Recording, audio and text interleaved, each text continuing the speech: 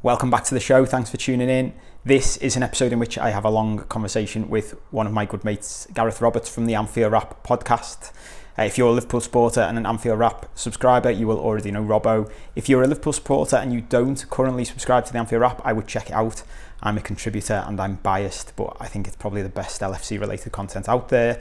If you're not a Liverpool fan or Anfield Wrap subscriber, I think you'll still might find this interesting. It's a conversation between me and Robbo. We discuss all things from the coronavirus lockdown, the governmental policies worldwide, to what we've been doing to get through it all, to development, to psychology, to coping mechanisms. We cover all kinds of things.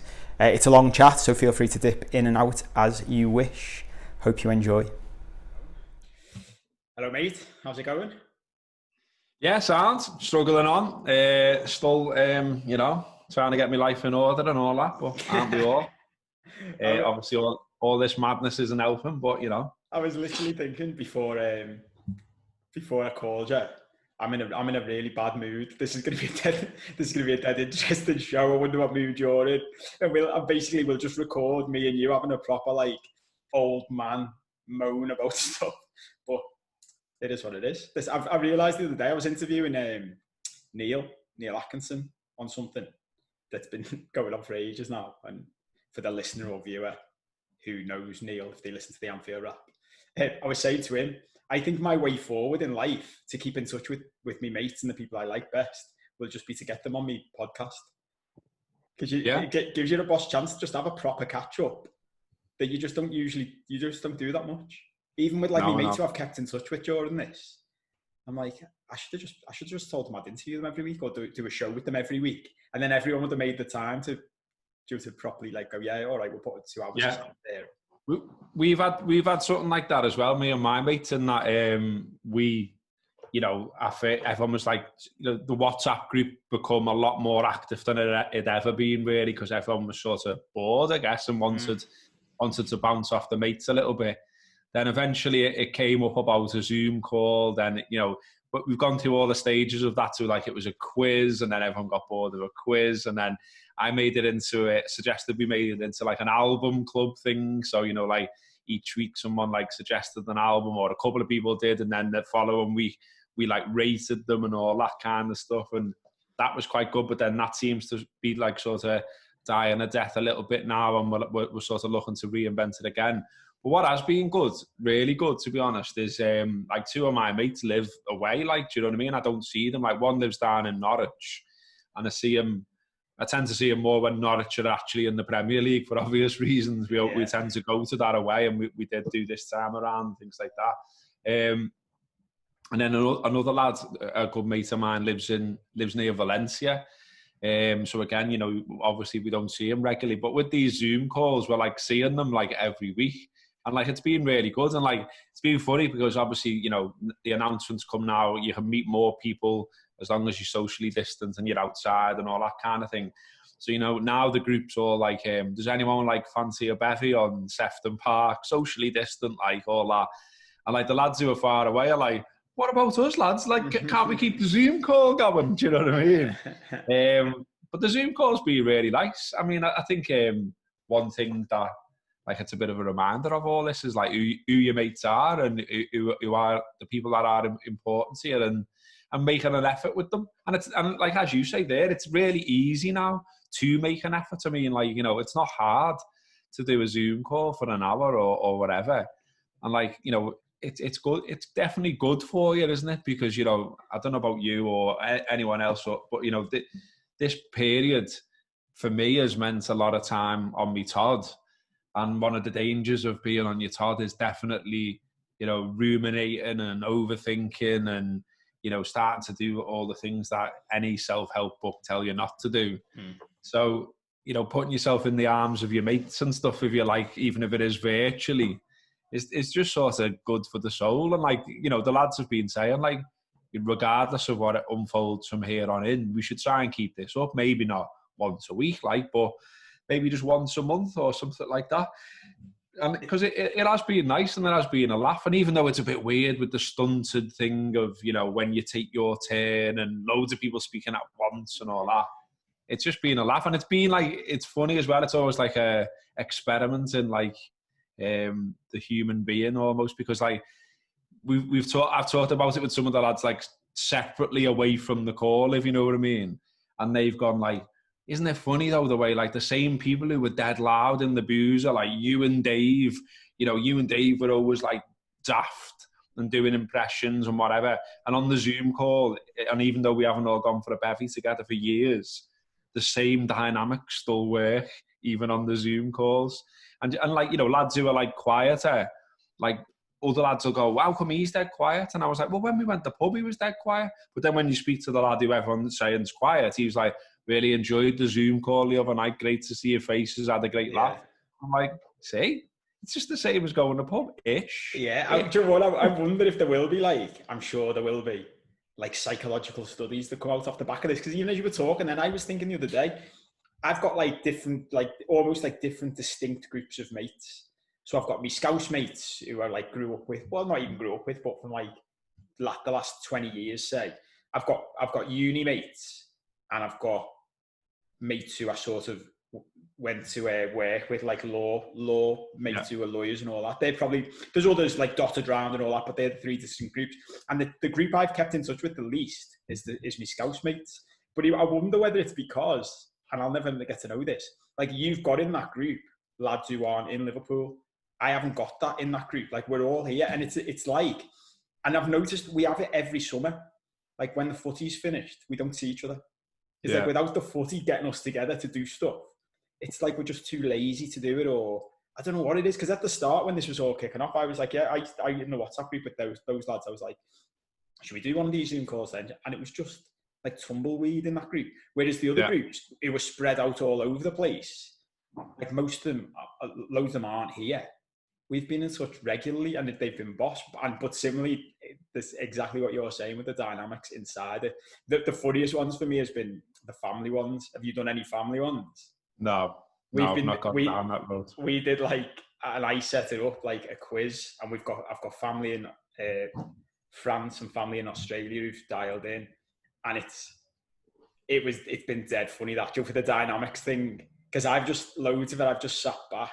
It'd be interesting for people to see us, I suppose, in different environments. But in my family, I'm much more quiet than I am here. But I realised, we've seen it in a party, a Scouse family party is ridiculous, isn't it? How loud they are generally. But in a party, it's everyone's shouting over each other, but they're all interacting separately. When you can see everyone on one screen, and there's 15 people on one screen. I dialed into one last week and literally said to everyone, because someone said, where's our Paul? Why is he so quiet? Because they must have had it on. You can have it on the different views. So some people can see everyone, but some people can only see the person who's speaking because they're looking on the phone. So I hadn't popped up. And one of my aunties went, it's because he can't get a word in edgeways. And I piped up and said, honest to God, I've not long woken up, so I'm still a bit hazy. And I feel I've just dialed into the Zoom call for a mental institution. It's just a load of people screaming at each other. Not waiting for each other to finish, or doing that thing you were saying about this is different to real life, so we need to take turns. Just mental. But part of it's really nice because, as you say, similar thing. I've realised this week I've started going, I need human connection. The only human I have seen in real life, other than people in Tesco and homeless fellas on the street, I've developed a relationship with a homeless fella with a dog on a hit Lord Street, who I let on to now and have a chat with, because the only other person I see in real life is the concierge on my apartment block. And I was just I need to see my family. I need to go and see people in real life, because you get to the point. I was thinking about, I was listening to a podcast before, the biggest thing we do to punish humans in our society is put them in solitary confinement in prison. And we've created this thing worldwide where we're loads of you, the most vulnerable people, you just need to sit in the house by yourself. And obviously it's not as bad as solitary confinement in prison because you've got Netflix and all that, but it is bad, isn't it? I think it's that interesting, isn't it? We've obviously talked before and at length, both on podcasts and away from podcasts and in the pub and whatever, but social media, dangers of reading too much into it and all that. And sort of one that you know, one thing me and you have always said, you've always said to me, and then it stuck with me, was the idea that, you know, like everyone can be right about something almost, and like there's little bits of right in every direction, and you don't always have to be in this entrenched camp, like whatever the other camp are saying, some of that might be right actually. And I've sort of been thinking about that last few days, because like, I see loads of stuff on Twitter which is like, I'm not saying I haven't been responsible for some of it as well, but, you know, like, what are these dickheads doing here and all this? You know, because there's parks are full or beaches are full or whatever. But then exactly what you've just talked about, like, it's almost reached the stage now, I think, where, you know, just people just need it. And like, you know, and some are like it's really basic stuff as well. Like, you know, like stuff I've read has talked about how, and I think you can feel this, like if you go and look at the sea, it just feels good. Like, can't really explain why. It just does. And so, like, if that naturally is something that everyone's felt at some point in their lives, then is it that mad that they've gravitated to the beach during these times? Because if the sea suddenly made them feel a little better, you know, like some kind of muscle memory thing. Same with, like, you know, it's fair. I think it's fairly well proven that if you look at something green, like it can make you feel better. Yeah. So again, if you go in the park and you're seeing a load of grass, well, when you can see any of the grass because it's not full of people, you know what I mean? Like, again, it's a fairly natural thing to do. And I just think, you know, like, it's the thing about everyone's story is different, isn't it? And like, you make a massive, so, you know, like, oh, look at all these dickheads. But like, for instance, Sefton Park, which is right by me, like where I live, like in my road in particular, actually, like, I think every house near enough is being turned into flats. Mm. So obviously most of the people along here, including myself, haven't actually got a garden of any sort. Yeah. And so, you know, like what you've just said, like, you know, yeah, okay, we've got Netflix, you might have Xboxes, you've got Zoom call, all of that. But at some point you'll go, I've just got to go outside here. And especially when the sun's out. And so, like, for your own, you know, your own well-being, really, again, you probably find yourself gravitating towards the park. And okay, you walk in, you see it's chocker, but what's the alternative? Go back and sit in a room again, or, you know, chance your arm on a chocker park. And like, I just think, I don't know, I just think like some of the finger pointing that, oh my God, what are these people doing? You know, doesn't sort of take into consideration some of that, because, and the extreme end of that is that, you know, I can imagine for a lot of people, like, you know, they're really suffering mental health wise and stuff like that. And, you know, while we're being bombarded with statistics at the moment, I reckon there's another set of statistics to come around, you know, people seeking help for mental health issues, and the extreme of that obviously being people committing suicide. Like, I would be shocked if all of those things were not up during this crisis. So it's a balance, isn't it? I mean, on the one hand, yeah, of course, I'm sure most people, even down to the people that people are pointing fingers at, will be concerned in some way around the coronavirus. But there's an element of, I just need something here, though. I need outside. I need the sea. I need the grass. You know, whatever it may be. Yeah, I think that's the problem with the whole thing. Is, and I'm not the first, and won't be the last to say all this. Is that it's too talking about black and white and all that. It's too black and white when you're just talking about death figures on the news, because it's like, oh, all these people have died and it's because of the coronavirus, and you're like, that's not possibly true, though, is it? Like, if you just suddenly said, if there was no virus and you just suddenly said to an entire nation, you've all just got to stay inside and not see anyone for 3 months, deaths would increase, because there are people not going to hospital who need to be going to hospital. Yeah. There is a lot of mental health problems. I've read things in the States as well where, you know, people reporting, and it's that stuff that's not making the news, which is crazy.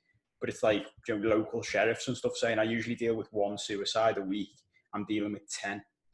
It's ridiculous, but it's not getting reported anywhere. And it's funny because I mentioned on the this is all the stuff that drives me mad with the government. And it is that point. I was seeing something, without getting into like obviously the horrendous stuff going on in the States. I saw someone saying we're in a really weird part of human history where people, just generally speaking, have lost trust in the people who are meant to be governing them and keeping them safe. And that's a mad point in history to be, because that's not something, I don't think I've experienced that in my lifetime before. Like, you might have had, like, we're obviously from a city that's very much a Labour supporting city, and we've lived most of our lives under Tory rule. but I don't remember it being like this before. Like you might not have agreed with the politics, but it always felt like they knew what they were at least running stuff properly.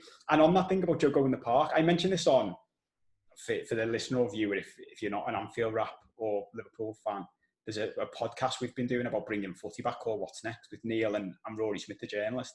And I mentioned this on that the other day about talking about crowds congregating outside footy grounds as well. But it was the same point. Like the government said to everyone, you can go to the park. Individually, we're all allowed to go to the park. And then at the same time, when everybody went to the park or the beach, said, you can't all go at the same time. And if you all congregate like that, you're breaching the rules and we're going to stop it. And I'm like, that doesn't make any sense. Because I, as an individual, can only control what I do. I can't control, there's no rota system that says, right, here's everyone from your local area who wants to go to the park today. You can go between 1 and 3, and they'll go between like 3 and 6. Do you know what I mean? It's like, if you turn up and everyone else decides to go on the same day, which because it's sunny, they will, well, where's the control in place for that? How is that anyone even... So when you get those people on social media going, look at all these dickheads, I'm like, but individually, none of them are breaking the rules. And obviously you'll get some of them who are like breaking social distancing rules within all that. But I mean, I could have a rant about all of this stuff forever, because it's just, it's funny because it's crossing over with all different stuff I'm talking about and coaching people on. How humans have got this weird way of like fixating on something in the middle. So my mum's even doing it, fixating on social distancing, like stay 2 meters apart. And as long as you do that, it's fine. So people can come around to your house as long as they're 2 meters apart. And I keep saying to people, no, you're missing the point. Like the point of social distancing is to stop the virus spreading. That's the point. So if you're sitting 2 meters apart from someone and passing each other cups of tea, you've defeated the object of being 2 meters apart, because you're passing the virus in the cups of tea. Like it makes no sense. And I think that's the bit with all of this where you get to the point where you're just like,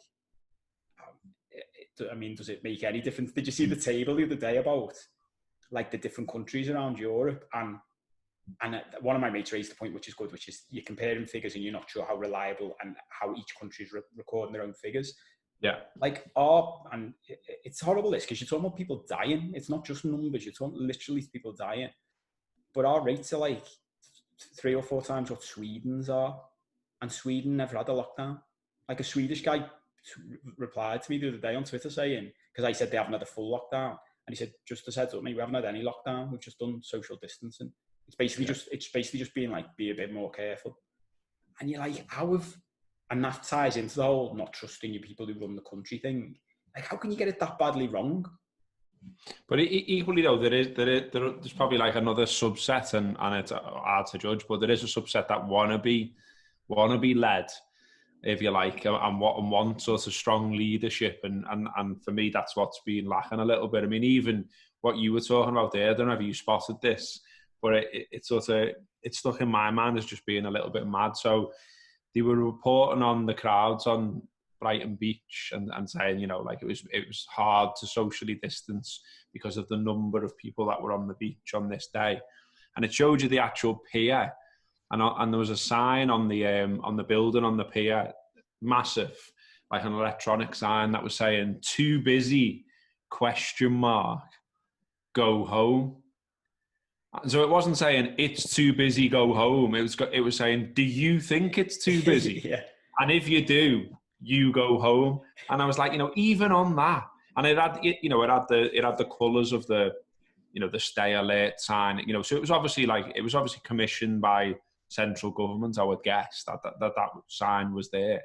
But there was a subjectivity passed on to the people in the message. And I was like, well, where's the actual leadership? Like my mate I mentioned him just before, lives in Spain. And in Spain, they went, right, we're locked down, and it was strictly enforced. Like where my mate lives is not very populous, if you like. It's a bit sort of significantly out of Valencia. And then you have to walk to like a little village. And where my mate actually lives is just like a couple of houses. But police were driving past his house basically to check that he was not going anywhere. And like if you did go anywhere, you were stopped and they were asked why you were going anywhere. And, you know, they properly enforced the lockdown. Whereas here, almost from day one, really, there was always a vagary. You know, there was always You can go to, if you can't do your job from home, we'll go to work then. Do you know what I mean? That was always sort of like an underlying feature, and you could tell everyone didn't really know, or even among my mates, like some of my mates like self-employed, or do jobs. Like one of my mates is a gardener, another mate is fits kitchens, and like they were just like, well, I think I can still work then, so they still worked. And other people would look at that and say, well, why are you working? You should stay at home. But there was always like a gap left for me all the way along in this country where it was left open to interpretation, and even more so now, obviously. I mean, I don't know what you've seen over the weekend, but like they're still saying, for instance, you shouldn't be on playgrounds and things like that, but everyone is on them now. They're back on them. They're going back on the swings, the slides. This is what I've seen with my own eyes. I'm not saying I've visited multiple playgrounds. I've just seen this in Prince's Park and Sefton Park over the weekend.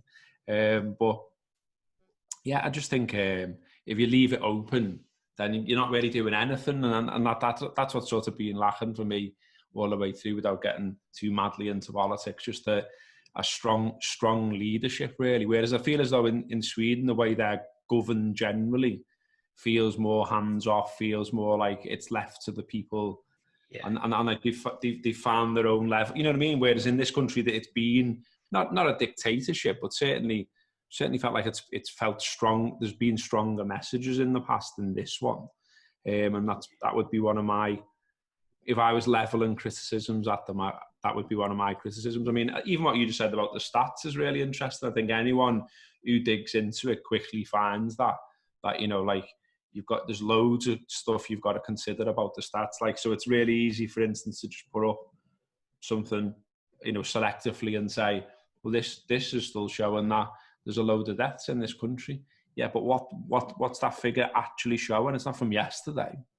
You know what I mean? And like, there's a bigger figure, which you've heard some of the public health advisors talk about. There's like a rolling death figure, and that is significantly down.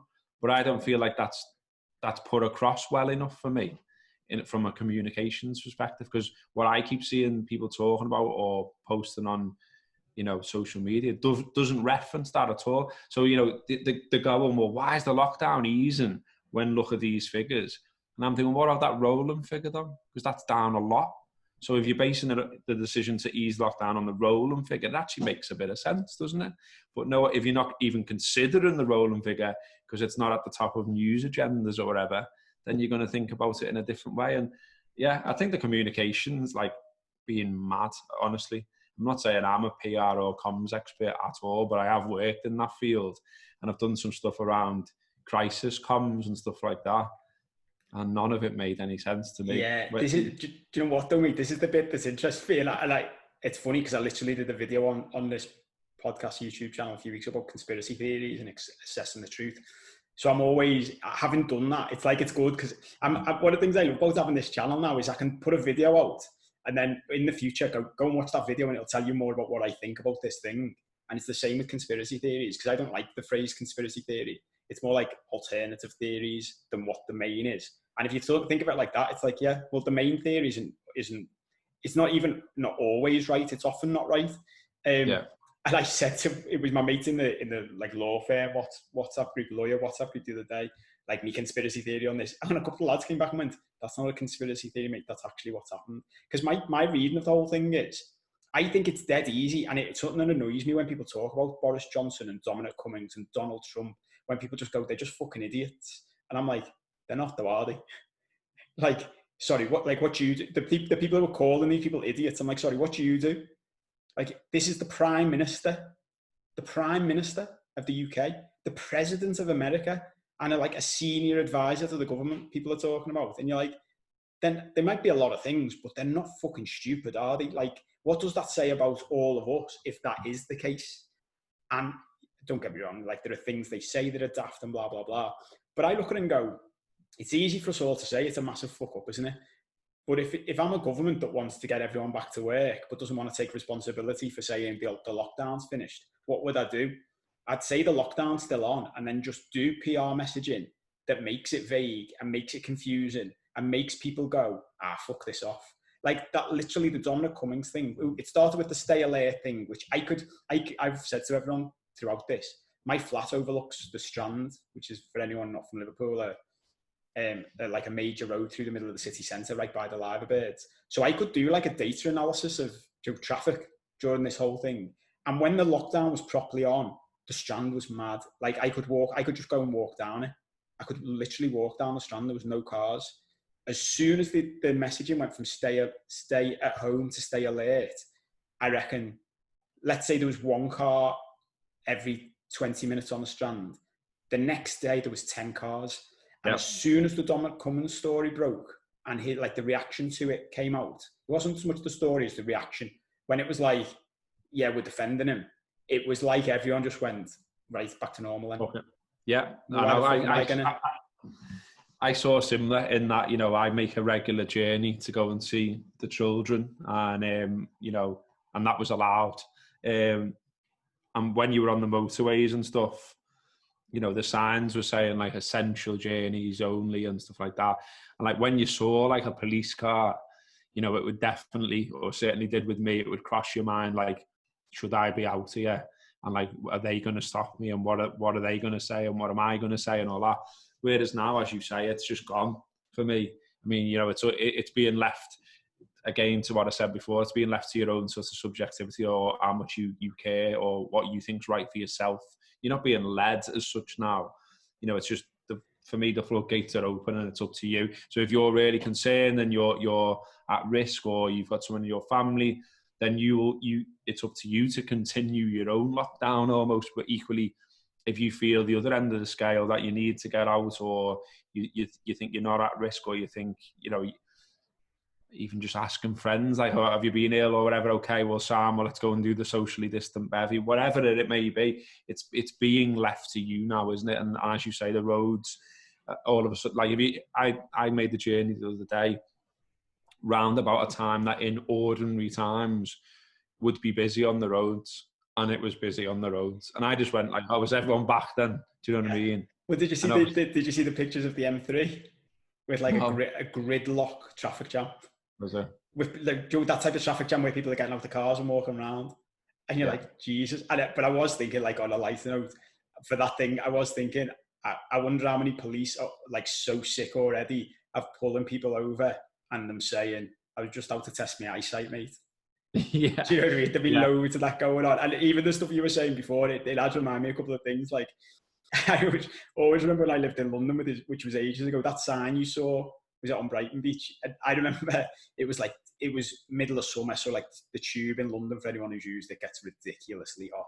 Like the underground anyway, I suppose, but there's no air conditioning. And there was like I always remember this like big sign on the top of the escalator, and it was like tips, because people were passing out and everything. It was that bad. And there were like tips for like making sure you're all right on the underground. And tip number one was, if it's too hot for you on the underground, don't get on. I remember thinking, that's not much use to most people who need to use it, is it? And the other thing I thought is, do you know when you're talking about like the language that they use, and is it too busy? Question mark. One of the things they've done all the way through this, which is Johnson trying to be Churchill, obviously that doesn't take a rocket science to see that, does it? Like, he's trying to be Churchillian. And it's like all the war language and we're all in this together and we're battling on all fronts and all that. Imagine back in the day, like in World War II with rationing and stuff like that, where instead of it being, right, this is how much you've got to eat, it was like, think you've had too much to eat, maybe leave a bit for your neighbour. Like, that isn't how it was done, was it? Like, just you've got to tell that many people, you've got to leave. Exactly. Or like, you know, like you know, the blackouts and all that at night, like, you know, like blackout if you think we shouldn't get bombed, but if you want to take the risk, up to you. Yeah. Just remember, if you leave your light on, they can see you. So yeah, we might not have the Liver buildings when you wake up in the morning, but you know, up to you. Yeah. See what you fancy. Yeah, usually I saw someone said this on Twitter. I've massively come off Twitter now, taking it off my phone and all that, so I can only access via the internet, which like is a good tip to reduce your usage, I think. And someone said to me the other day, like, use the phrase common sense. Like, it's, you know, people just aren't using the common sense, and I hate that phrase. I'm like, it doesn't exist. It's not a thing. Like, if common sense was a thing, we wouldn't even have a word for it, would we? We wouldn't say it. Like, there is no such thing as common sense. You can't govern an entire nation, especially, do you know, when you talk about Sweden and Germany and places like that, they've governed their countries for generations as grown-ups. So when you have emergencies, you can treat them like grown-ups. You can't just switch suddenly. You can't treat a nation like we do as children for generations and then suddenly say, right, use your common sense. Like that, well, you haven't told us to do that for 50, 100 years. That you can't switch now. And also, though, you can't, if you're not leading by example, you know, like it, and like if you're constantly leaving yourself open for criticism, then again, you're just diluting your own message, aren't you? Obviously, Dominic Cummings is the extreme example of that. Literally, the man who comes up with the messaging, breaks the messaging himself, and then tries to defend it in the most ridiculous way. But all the way along, like, you know, it's that so many bits of it that I've seen, I've just thought, like, who is deciding this is a good idea? Like, you know, like it took them ages. Like, I was watching it saying, is this for real? Like, you know, they're telling you at home to socially distance. They're telling you to not go to work, to stay at home and all that. And then they're holding a daily press conference where people are traveling to a place to take part in the press conference. And you can see them all sitting together. And you're like, well, they're not, you're the Prime Minister, mate. Like, and you and none of your advisors around you have looked at the TV pictures and thought that's not the right message. And eventually, you know, obviously they made the press conferences like remote, but then they make them remote, but they're like, you know, they're clearly muting people and stuff like that. Like, you know, there was a fella the other day asked one, like, a pertinent question. You know, Johnson doesn't answer it particularly well. And you can see on the screen the fella like, and he's like, and he's dying to come back with a follow-up point. And everyone watching it is surely going, like me, when I was watching it, going, let that fella say something back. And then, you know, the criticism got fed back because they've started allowing follow-up questions now. So, you know, it obviously seeped back in. But it was sort of like, why leave yourself open to that in the first place? The whole point of the process is that you're being taken to task a little bit on what you're doing. And you know, the floor is open for journalists to do their job. And if you're denying them, and if you're muting them and you're doing things like that, what are you up to? Like, I thought the Cummins thing was the same. I can guarantee you that when things, you know, like when journalists, when people in PR, when they're going on courses about comms, or when they're being taught at university, that speech and the run up to that speech, or the Q&A, whatever you want to call it, will be used, because it was unbelievable in so many respects. Even the sort of making everyone wait half an hour. Like, what are you doing? Yeah. Why? And then you make everyone wait half an hour, and then that's what you've come out with. Yeah. That's the best you could do. Well, they're the bits, mate, because, do you know what? I started watching that live at the time, and after a while I just turned it off, because I was like, I can't sit through this. And it was only the other day I saw, it was through one of the... I think it was, is it Michael Spicer, the Room Next Door fella? Have you seen him on Twitter? No. He's got this comedy sketch where he pretended it started when Johnson did that interview months and months ago now. It feels like a lifetime ago. Do you remember the one where he said, they asked him what he does in his spare time? And he said he paused and said he likes to paint like buses out of boxes. And this fella came up with this like comedy sketch idea where he's like an advisor sitting in the next room with headphones on, and it's like he's telling him what to say, and it's like it is funny. And I only saw the Q&A because he did Dominic Cummings one, and it showed some of the questions like one of the journalists was asking him, and she was just it was so ludicrous that it was one of those moments where I'm like, it's very easy for everyone to go, I mean, this is awful and he's stupid, but that's the bit where I'm like, is he that stupid though? Like, all he'd have to do is read out that statement to anybody with half a brain, and you can say what you want about the government, but the people behind the government have got brains. They're PR experts and all that. Yeah. If you read out that statement, you read out to me or you, and we'd go, this doesn't stack up, mate. Like, the questions the female journalist was asking him was making him literally stutter and stumble, and because it was like, she actually went at one point, sorry, that doesn't make sense. To test whether your eyes were working, you drove for 30 minutes. That doesn't make any sense. And that's the bit where I go, the conspiracy theory.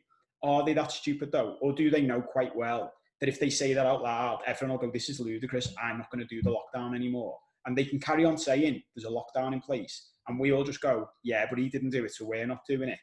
And then they can say, well, it's not our fault if loads more people die. Mm-hmm. Do you know what I mean? And yeah, there's a leap there. And I know, and someone said that to me on Twitter, and I was like, well, I'm not actually saying that's what I believe to be the case, but what I'm saying is it's not beyond the realms of possibility.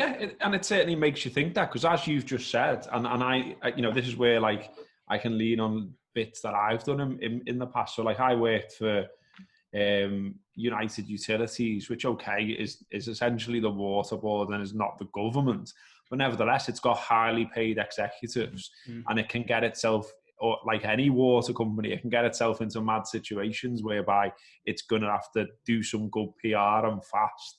And so what I'm saying with all this is those executives that, you know, are put forward to represent the whole company in times of crisis.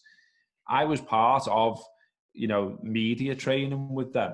And, you know, so we got people in and I helped alongside this. And, you know, and you would say, okay, the situation is X, this has happened. And then like I'd be sitting down with an executive and say, okay, well, so in a minute you're going to go in that room. You've got a journalist in there. It's for radio. This is what this is what I think they're going to ask you. This is what we want you to say. Here's the key messages. If they try and take you down this alleyway, this is how you're getting back out of it. You know, and so you're not telling me that, as you've just said, that Cummins et al., you know, I've had all day or all weekend or whatever it was to prepare for the little session in the Downing Street garden. They will have sat down and gone, okay, what's the journalist going to say? And like they will have looked at everything online. They will have looked at everything in the newspapers. And to then emerge the other side of it and not come out with competent answers. And even down to things like, and this is why I think it'd be used by universities, for instance.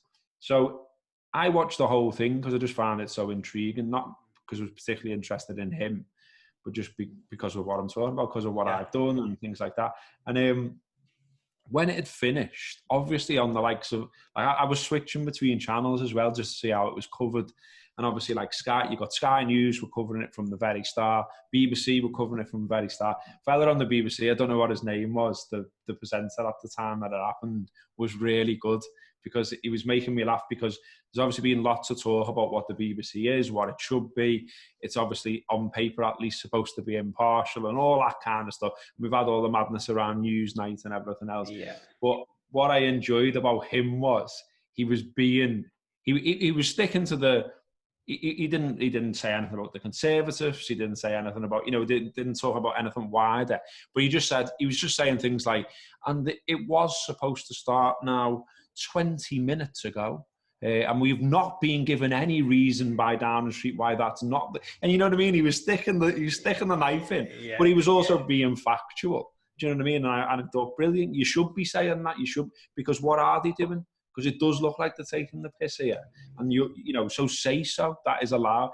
Yeah. And but what I was going to say was the terrible thing that I thought he did in terms of, you know, being a professional, put in front of cameras, trying to deliver a certain messages. The cameras are still on him, and reporters are still talking about him, and you're still watching a live feed of that garden with like a journalist talking over the top about what's happened, and you're seeing him like sort of rustle some papers up, get up out of his seat and start walking away. And he started smirking to himself. And that was caught on camera. Yeah. And I just thought, awful. Absolutely awful. They're the other bits though as well, and this is where like I love to say to people, look, just don't get caught up in one narrative about anything. Think about like the number of different options there are. And there is another one that, you know, it's not a conspiracy. It's not this grand evil Machiavellian plan they've come up with to get the herd immunity policy through, like by stealth, and it's not incompetence. There's another possibility. I'm sure there's others that people come up with, which is arrogance. And it reminds me of, I don't know whether you watch and again, the topic, it's hard with these because like I'm conscious of it talking about it, like you can make jokes and blah blah blah, but ultimately we're talking about people dying, and the other one, like the other ones we're going to compare it to, the Prince Andrew one, you're talking about sexual abuse basically, and these are obviously awful topics. but for the purposes of like Joe talking about the way these people handle them, it's interesting because I don't know whether you watched that Prince Andrew interview with Emily Maitlis. I'm listening to a book by her right now, which is good. But that was a perfect example of someone who it was just pure arrogance. You could see, like, watching it unfold in front of your eyes, you're like, oh my God, this is a car crash. And you could just see that who he is and the world he's lived in and what he's done. Like, I reckon if you'd have asked him immediately after that interview, and I'm sure I read this somewhere, how did that go? He was like, yeah, I thought it was good.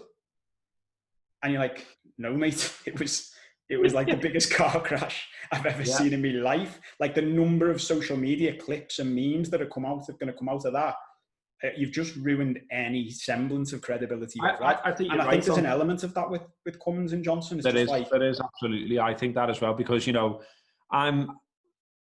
I mean, just through like how I'm trying to manage myself, I dip in and out of how much I take notice of current affairs. To be honest, sometimes I'll have a thirst for it and I'll dive back in and I'll sort of enjoy it and I'll get into it. Other times I just think I can do without this and I turn it off. And I did that for quite a big period of this lockdown. I was limiting myself to sort of maybe an hour's news tops during the day, just because I felt it was just too negative for me and I didn't need it.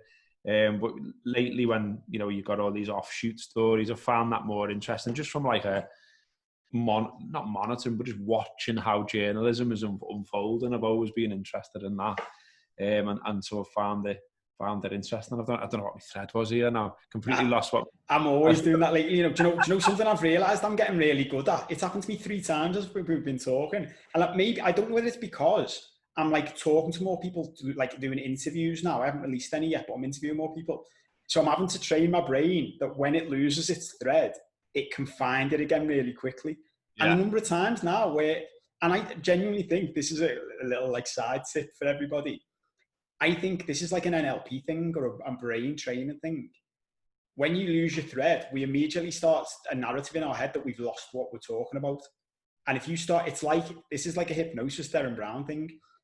The way to get people to forget where their keys are and stuff like that in tricks is to get them telling a story where they can't remember their keys. So when you're looking if you've lost your keys and you're looking for your keys, if you're telling yourself a story, you can't find your keys, your brain will follow that story. So the way to get around that is to tell yourself, you know where your keys are. And I do. So now as soon as my brain goes, I can't remember what I was saying, I go to myself, you can remember what you were saying. Just let it come back quick. And it's dead funny how often now it'll go, oh yeah, I can't remember. Sorry, forget about that. It's nuts, isn't it? It's nuts how often that happens. I know. I don't know what it was going to be. It was going to be some wider point about. Oh, I know what it was. I have remembered. There we go. It was about Cummins and arrogance, and I think you might be onto something there because and this isn't just about politics or anything like that. It's just about observing a man's methods almost really, and obviously, given what's gone on, we've ended up, you can't have avoided his name, and so you end up, consuming things you may not have done before. Like for instance, one of my mates said, there's a BBC documentary about Cummins not long ago, and my mate watched that and was telling me about it and was saying, you should watch it because like the stuff he's into and the type of man he is, it's mad, and it'll make you think differently of him and his methods, if you like. And I never watched it. And I thought it sounded interesting, but I just never got to it for one reason or another. But the other day when this story was going on and different bits were coming out over different days, I just randomly saw this bit on social media that someone had posted. And it was from the Brexit campaign. And it was when Cummins was responsible for making leaflets that used a logo that looked like the NHS's logo. And apparently some of these leaflets ended up in hospitals, and there was like an inquiry which Cummins is sitting at replying to questions from. And you can tell when you watch the clip of it, he thinks he's being clever by like avoiding these questions and like, distraction and like the fella who's leading the inquiry, like is having none of it, by the way. He's like, I've asked you a very simple question. Do you think people could mistake that for an actual NHS leaflet? And why is it in a hospital? And like, did you print that and all that? And he's like, I don't know whether he's saying things like, I don't know whether I printed that leaflet. And he's like, I'm not asking whether you printed that leaflet. That design, that message, is that down to you? That's all I'm asking you. It's a simple. And eventually he says yes. But you think, well, why did we have to go through that whole charade just then? And I think it's what you said there. I think it is arrogant. I think he believes, I've got a bigger brain than that man. I'm more intelligent than that man. And I'll lead you up this road and you won't know where you're at. To be fair, the fella was having none. But I just thought it was a really interesting clip. And the person who shared it had actually said, just watch this clip. Just watch this clip and see what you think of Dominic Cummings when you've got to the end of it. And I did think, you arrogant bastard, at the end of it. Well, do you know what's interesting? The opposite of that, because I've watched, I think it might be on Netflix now. I don't know whether it's the same one your mate's talking about. It's a dramatisation about the Brexit campaign where Benedict Cumberbatch plays him. And I saw Russell Brand, the comedian, talking about it the other day on his show, and he was like, if you get Benedict Cumberbatch to play anybody, he's going to seem like a nicer fella than he is, because Benedict Cumberbatch is a nice fella. But even in that, you got to see more about what his intentions are, what he actually believes in, what he's trying to do. Like he believes in like fundamental reform of the system and stuff like that. And there's bits of it, and this is what again, going back to that point of not demonizing anybody and trying to understand them and blah blah blah. I think it's important to say that nobody thinks they're the bad guy. I always remember there's a clip from like a Mitchell and Webb like sketch show at one point where David Mitchell's playing like he's in a Nazi, like an SS uniform, and at one point he just turns to his mate and goes, "Are we the bad guys?" And it's that thing, isn't it? It's like you sort of, and I remember it wasn't until a few years ago that someone said that to me, and I was like, "Oh yeah," because the way we're taught history, for example, is that everybody knew that we were the good guys in World War II and the Nazis were the bad guys. And I'm always like, no. This is the bit you get wrong. Like, they don't think they're the bad guys. They think we're the bad guys. And I think for most people, it's a really difficult, like, concept to get their heads around. But, like, Dominic Cummings isn't there going, right, I'm being evil. He's there going, this is necessary reform. Even if, let's say let's say it was an entire plan to do herd immunity through stealth. Like, he's not doing that because he's evil. He's doing that because he genuinely thinks it's the best thing to do. It's the best way to manage this crisis. And saying things like, people don't like things like advisors or government ministers saying things like, yeah, well, a certain number of people will die. But the reality is that is a fact. Like, it's very easy for people in the public to go, well, we don't want anyone to die. And you're like, yeah, but when you're in the positions of power of making decisions, it's like, well, we know a certain number of people will die. The question is, how many people die for the greater good? I don't know whether anyone's ever done this. I've been in like job interviews where they've made us do this. I don't know if you have, where do they make you do those like philosophical questions of, and it's the weird thing about the world we live in now. It's loads of those philosophical questions are coming true because things like automated cars are going to be a thing. And it's that thing of, if you're driving a car and you're driving down the road and you see an old woman in the street and you automatically swerve, but you go up on the pavement and kill 2 kids, it's horrendous, but everyone can accept that because you were a human who made that decision just in the split moment. When you're programming a car to be an automated car, you have to tell it what decision to make. Like, you have to literally program it to say, do you run over the old woman or not? And I've been in like job interviews where you've been, the one that springs to mind, it was something like, it was about saving people from like a cave that's flooding or something. And there's only a certain number of people you can save, and it's who you save, and it's like a list of people. And I remember doing this is a long time ago now, I must have been in my early 20s. So it was probably like a very early example of me being faced with this sort of dilemma. I remember the debate it caused, and I like very quickly understood that the whole point wasn't there's an answer. The point was, this is an interview about leadership. So it's about who's the leaders in this group. But it was funny watching people just like have massive fights about it, like going, no, such a body should die, and you're like, this is one of those things where it's like, there's no right or wrong answer. That's what I was just going to say. That the other thing about this as well is that, obviously everyone's biases come into it, and you mentioned before, for instance, Liverpool now obviously being a well-established Labour city and things like that, but across everything right now, what something that I've suddenly suddenly is probably the right word, just become more conscious of is the idea that. So I'm going to contradict myself here, and I'm fine a little bit here, but I'm fine to do so. Is that, you know, on the one hand, I was saying 5 minutes or so ago, I want to be led, I want to see leadership, and I do, and I think that's what you should expect from government, local government, and all that stuff, because that's what we've been grown up to. That's what we've grown up to expect. But equally, though, no one's got a plan for it because it hasn't happened before. Yeah. So, you know, there's a certain amount of like winging it. And even with all the advisors and all the data and all the science and all that, like it's just like it's modeling. It's not modeling isn't real. It's modeling. It's a best guess and things like that. So I think that has to come into it as well, over everything. You know, all the way down to whatever your job is and how your manager is handling the situation, all the way to the top to the government. Like no one's dealt with this specific thing and how this has unfolded before. And like, you know, obviously the easiest thing in the world to do, like you said before, is just sit there going, that's shit, that's wrong. And it's you know, I think there's got to be some bit of it where you go, fucking hell, it's mad though, isn't it? It's like, you know, like even like what we're doing, you know, at the Anfield apps, like, you know, in the grand scheme of things, it's a speck of dust compared to whatever else you want. But like I was saying on a meeting we had before for work, you know, like, so what I think we should be starting to talk about now is how does this look the other side of this? And like, you know, how are we going to work? Are we going to work differently? Are we going to do different things? And do we need to spend as much time in the office as we did? Do we need an office? You know, whatever, all of those things. And like, you know, and to be fair, the crux of the conversation from everyone was like, no one knows. You know, we obviously have to sort of work towards something and do a best guess, but no one knows. It's like when, you know, like loads of people just go, oh, there's definitely going to be a second spike. Well, there might be.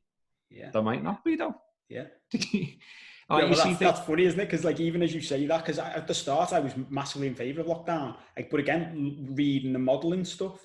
But as the weeks have gone on, I've started like watching interviews and data with scientists and immunologists and doctors who are saying, yeah, that was all fine, but we've got real data now and it's nowhere near. Like the projections were 10 times out, like a multiple of 10 out. That's ridiculous. And there was like a little moment the other week where I was like, and again, it's finding that balance, isn't it? Like being able to find humour and stuff and always acknowledging it's horrendous when people are dying. There was a senior Swedish scientist who was part of the government there saying we're not locking down.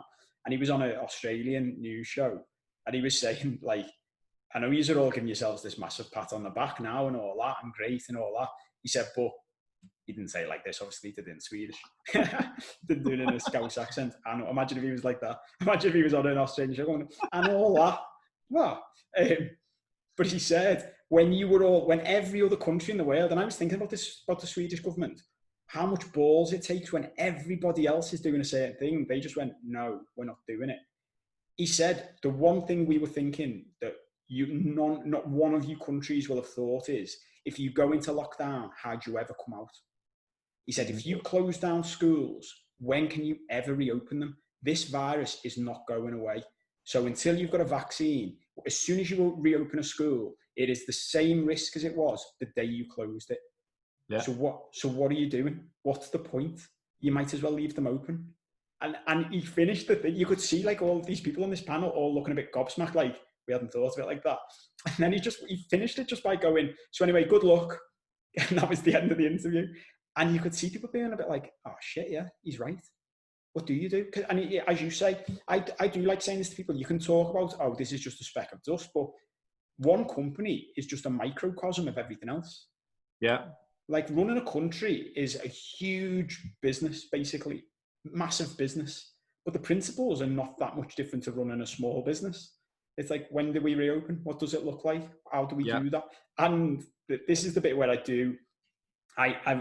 me and you have talked about this loads about footballers and how much stick they get when, you know, because they get 100 grand in the bank account every Friday. Apparently they're not humans anymore. And I'm like, imagine being Boris Johnson. Like I was going to say I don't like him, but that's not true. I reckon Boris Johnson, if you knew him, would be a dead affable, nice fella to know.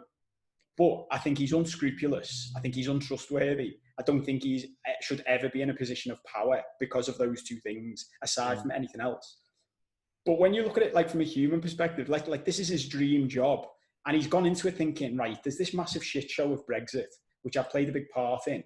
But I'm going to go into this job knowing, like, I'm going to crack that. I'm just going to take a run at it. I'm going to be a brilliant leader. Like, I don't know how many weeks after he's gone into the job or months, whatever it was, there's a global pandemic and you're faced with this. And at the same time, you're having another kid. Now, in anybody's life, just having a kid is a big enough deal on top of your job, isn't it? Imagine being the fella who's everyone's like, so I remember hearing someone say ages ago, everyone slags off the number one in any organisation, but that's because they can. Because there's always number one to point at when things go wrong. He said, but you know, when you're number one, there's nowhere to turn. People are looking at you to say, so what do you think we should do now? And the answer to that most of the time is, I haven't got a fucking clue, mate. But like, can I say that out loud? Yeah. And that's the problem though, isn't it, what you just said there? Like some people are basically just give you a better vibe. And so therefore, they make better leaders than like the Trump stuff. Like it's just like a stream of consciousness from him at times. You know, the shite about like fucking drinking bleach or whatever, and as it turned into this poor advisor who's just like, what? Why are you saying this when the cameras are on? You know, you're broadcasting to the world. You know, stop pointing at me. Stop pointing at me and asking me stuff I don't want my face on telly. You know, like, if he'd been in a room with, like, you know, all these advisors who know what they're talking about, and had said something like that, like, it would, like, you can you can get it more, can't you? Because it's back to what we said before about, like, why would you do that knowing there's cameras? Why would you do that knowing there's a mass audience? Is it arrogance? Is it that you're just daft? What is it? But like, if you just did it in a room, like, as president, you've got to, like, basically know a bit of everything and make decisions about everything. And there's no way you can be an expert in everything, and I don't think anyone would expect you to be. They just expect you to lead, essentially. So when you're going into your own private room with experts and you say something daft, like, I was just wondering, like, you know, I know I'm wrong and I'm no expert, but, like, if that kills it, isn't there some way we could put that inside our bodies? And then the expert just goes, no, don't be daft. And you're all right, just a mad thought he had. But, like, don't express the mad thought at a press conference with the world media. And it's the same with Johnson, isn't it? Like, you know, he just doesn't carry the weight, the authority, the leadership that you want from someone at the very top, especially during a time like this. Like, I think, you know, if you had someone who was better, I think people might have been more, like, I've seen lots of people say, it's depressing how politicised all this has become when it's a time of crisis, and that's what should, you know, come above anything else. And I get that. I get that argument, but I just equally, I think, when the leader's shit, and when the leader's a buffoon, and when his advisors, you know, breaking his own rules and all the rest of it, then it is going to become politicised, because you're like, well, who put these people in charge? Everyone who voted for them. And then you're all going to be like, you voted for him, fucking, you know what I mean? And then you're off, aren't you? Mate, honestly, I said this on one of those shows again the other week, talking about footy, because it's funny when you talk about footy, because it just constantly overlaps with all this stuff, because it's not separate. People like to try and separate it. It's not. It's part of society. But I was saying on that show the other week with Neil and Rory, I don't get this point when people go, stop politicising it. I'm like, sorry, is there anything more political than how many people that you're governing are dying because of the decisions you make? I'm just like, surely that is the ultimate point of politics. Like, the ultimate point is keep your people alive.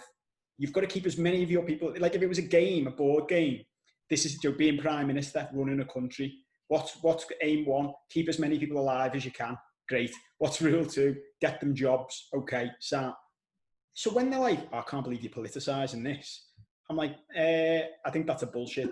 Like, wait for it, to be honest, lads. Like, this is political. This is the only thing that honestly, it's stuff like that makes me go. But the mad thing is, I think that's actually part of it. It makes you go, I can't be arsed with any of this. And apathy is the worst thing, and I'm guilty of it. Like, I don't engage. Because I'm like, I can't engage every day with all this stuff. And I do think about that a lot, actually. Like, and I see people shouting a lot on Twitter and think, what? This is getting deep. But I'm like, what do you think you're doing? Like, what do you think you're actually affecting here?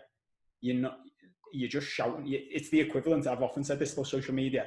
It's the equivalent of just putting out your head out the window and shouting at people. That's the thing, and that goes back to what you said at the very, very start of this, where you said you almost said, like, you were, before you pressed record, you were worried about the version of you that had turned up today. Well, everyone's got versions of themselves, and, like, it's how good you are at controlling one version or the other, and putting the right one out there, if you like, almost. And I agree with you on Twitter. Like, some of the stuff I do myself as well. Like, I'm a lot more silent on it than I once was. But equally, there's still times where I'll bite. There's still times where I'll have an argument. There's other times where I just retweet some stuff for work or whatever, or for the push Anfield app stuff, and that's enough. And I'm just silently watching, and I'm going, that's not worth getting involved in. That's not worth. And then there are other times where, we talked about being on by yourself as well. Like, you're watching Cummins for it. Like, I look back at my tweets when I was watching that. I was basically doing a live commentary on it. Yeah. Do you know what I mean? Because I had no one else to talk to in the immediacy about it. Didn't really feel like one for the lads' WhatsApp group. Like, you're watching this Cummins press conference, you know what I mean? Yeah. And so I was just throwing out like 6, 7, 8 tweets about it. And I reckon, like, in normal times, I probably would have been like, fucking hell, Robbo, stick to the footy or something. But, loads of people were replying, because everyone was in a similar boat. They were all watching it as well and all that kind of stuff. And weirdly, there was a nice little community there almost talking about how mad this was. But yeah, I mean, that's another thing to consider, isn't it? You see posts and you think, what a load of shite, or why would you put that, or why are you kicking off, or whatever. But, like, the other side of the other person's keyboard, what frame of mind are they in? Yeah. And, like an hour later, a day later, a week later, will they look back at what they typed then and go, shouldn't have said that? Yeah. But you've typed it, because that is what Twitter is, isn't it? Basically, that's why sort of you've got it's got to always come with a caveat that it's Twitter, because it is just like everything's, or most stuff on it, immediacy. Most stuff's like your first thoughts on X or Y. I know you get people who do big threads where they've thought it out and they've probably like typed it out and measured the characters and go, okay, this is going to be 7 tweets now. Tweet 1 of 1. I always think that, the dead giveaway, when tweet 1 is, it says 1 of 7. Yeah. And you're like, fucking hell, you've put some work into this. This isn't just off the cuff, is it? Exactly. Well, the other classic as well, which I enjoy, is the notes app on the iPhone. Yeah. Like, the when screenshot of the notes app. Yeah, when a politician or something needs like an immediate statement there and then to help put some kind of fire out. Shit, right, notes app, here we go. Yeah. I know everyone's saying this, but read that. I needed more than 280 characters, and here's the best I can do. Yeah, but I don't know. It's like I know this is your thing, and I'm asking you a question. But how have you found it lately? Sort of staying same. We literally did a thing, didn't we? Which seems like ages ago now, with Bradley for the Anfield app. He was a psychologist. We did a show called Staying Sane, where he threw all these bits of advice out. Now I can remember most of those bits of advice, but how often I've followed them is not that often, I've got to be honest. Well, do you know what I love about doing shows like that is, and look, like, without putting ourselves down, you and I talk a lot about this stuff, and we read a lot about this stuff, and I often have those conversations with people now about, well, what qualifies you to talk about anything. Like, I'm a qualified lawyer. Like, I'm as qualified as you can be to be a lawyer. I know well more about psychology and human behaviour at this point in my life than I do about law. Like, I know how to be a good lawyer, but that's completely different to knowing about the law. Do you know what I mean? Like, the technical stuff. But I know more about this topic because I love reading about it. Like, it fascinates me. I love human behaviour. And one of the things that always makes me laugh when you're looking at stuff like that is, and this dictates my style, actually, for this channel. of saying to everyone, I'm just a student. Because I think you can get sort of lost chatting to a qualified psychologist and think, oh, they've got it sorted. And it's like, no, they just know the theory as well. Yeah. Like, practicing what you preach is the hardest thing in the world. And that's why I've had moments in this when I've happily said to people, yeah, you know, I've been struggling or it's been tough. And because like, this is not, I don't even know how many weeks it is now. What is it? 3 months, 10 weeks? It's middle of March, wasn't it? And what we're just into June now, aren't we? So yeah. So I would say for the most part, I've done well. I'm pleased with how I've handled it. More, but not that I haven't had any dips. Just that when I've had dips, I've handled them as well as I could have done, really. And it's the weird thing for me is it's really helped me starting this channel and coaching people again, because what that does is it reminds you of your own lessons. I'm constantly saying to other people, it's like chatting to you about stuff. We get to say back and forth stuff that you already know. Yeah. And sometimes even when you just chat to a mate, you just need your mate to say, remember to be kind to yourself though. And it's like, I already know that. Like, I talk about it all the time, but having that little reminder to say, just be kind to yourself. If you're in a bad mood, you're in a bad mood. If you said something shit, like funny you say about Twitter, like I came off Twitter a couple of weeks ago, or didn't come off Twitter, but deleted the app from my phone to make it harder for me to use, because I found myself just without realising getting into some arguments with people. And the next day after it, I was like, where's that come from? Like, I haven't had an argument with someone on Twitter for a year, maybe. And I was like, that you're not in a good place with that. It shows you're frustrated, you're angry, whatever. So take it off your phone, deal with why you're getting in that fight. And it's mad because you've already covered some of the things, because like I'm in a city centre apartment, and especially when it's been sunny, I've got like floor to ceiling glass windows, which are lovely, but it's like a greenhouse. Like, I've had to pull down the blinds so that, like, otherwise I'd just be like ablaze with sun right now. And it's that thing of going, I need trees, I need the sea, I need more nature. And funnily enough, like I've decided my lease here is up on the 18th of June. And it's funny because I'm 40 in July. And I was like, I don't want to be in social isolation in a city centre apartment for the summer, away from everybody. So I'm moving into my mum and dad's in the suburbs, in Maghull, northern suburbs of Liverpool. Just because I thought, well, I don't want to sign a new lease somewhere. I don't want to stay here. At least I can be with family. They've got a garden. They live around, there's a park around the corner. They've got a dog. I can take the dog for a walk. And all of those things already, even just thinking about it makes me go, yeah, that'll be better. You know, that'll help me stay more sane. Because I think that the thing with Adam Melia, who we're both mates with through different things, but also does the Anfield rap, he said to me ages ago when I first came back from travelling last year, he said, I think you can do whatever you want, mate, but ultimately your environment is the most important thing, because that's what dictates what you are a lot of the time. And like, I've done things like, I've actually changed my camera angle, because I've lined up some interviews with like professors from Harvard next week, and I was like, shouldn't really have my kitchen and a punch bag in the background when I'm interviewing a professor from Harvard. Do you know what I mean? What's that in the background, Paul? Funny story about that punch bag professor. But what was I talking about then? Yeah, like, I've bought a punch bag. I bought a guitar. I've been doing things like making sure I'm watching and listening to comedy and stuff like that, and that's really helped. But that only goes so far. Because without the human connection and without the other people, even to do this too, Joe, to have that chat with, it's just not the same. Yeah. But I was going to ask you the same thing. Like, what have you been up to? How have you got through it? Because you've been going to see your kids as well, haven't you? How often? Yeah, I've seen the kids. So obviously the kids massively helps. And, you know, like you mentioned, like a garden and stuff like that. Like I said before, I haven't got one, but for instance, you know, at my old house, there is a garden, and, you know, so go up there, play with the kids, sit in the garden.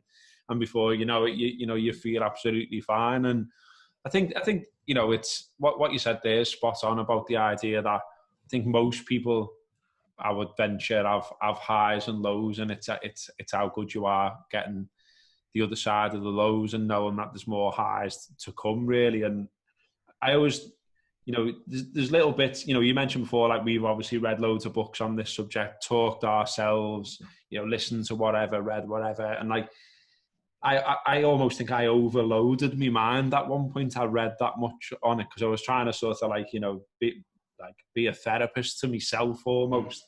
But I think what does work is just like little bits that stick.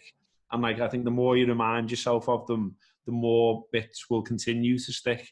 And sometimes, like, you know, it'll fall by the wayside and then you'll remember again. And like just the last couple of days, I've really found it like really, I started making lists again. And I got out of the habit of making lists and like jibbed it. And like, I knew it was a thing, but I just kind of thought it's not for me.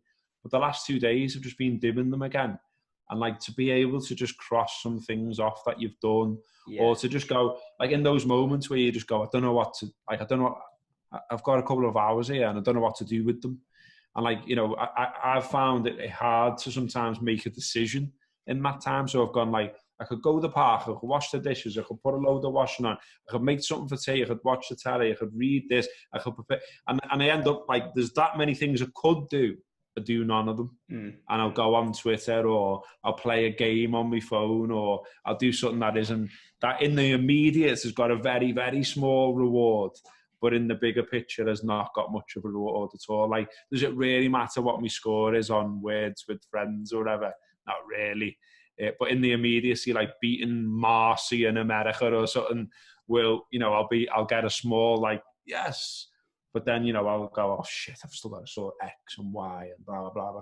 And so I think, you know, lists are good. And I always remember, I think I've mentioned this before, possibly on this, the last time we spoke.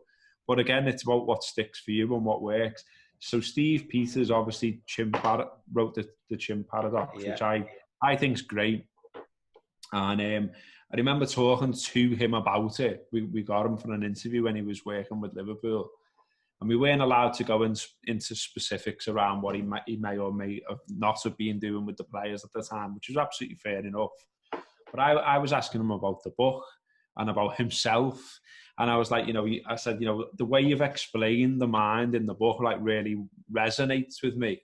I said, because I can feel the idea of a chimp emerging almost out your chest at times, and you're being like, no, lad, no, not now. Do you know what I mean? Yeah. And I said, you know, bearing in mind how much you've written and spoke about this subject, and you've got like a train of thought on it now, and you can explain it in a really simple way. It works for a lot of people, obviously, because the book's like a bestseller. You're working for Liverpool. You've got loads of great clients. I was like, but do you still get angry though, Steve?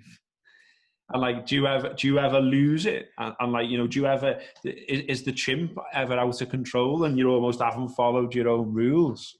And he went, of course, yeah.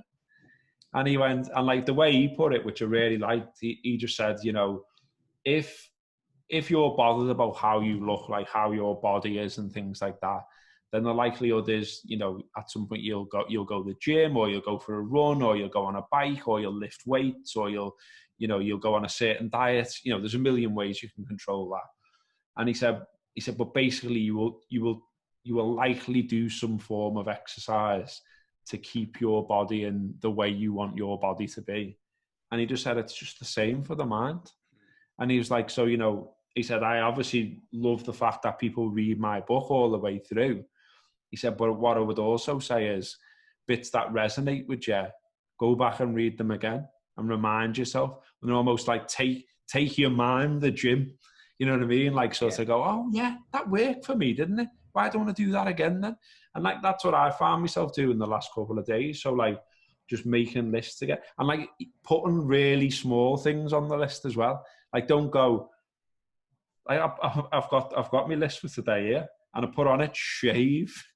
And like, you know, that might sound daft, but I had a shave before, and I've got to tick shave off now. Yeah. And I got a small, you know, I got some joy out of ticking shave off.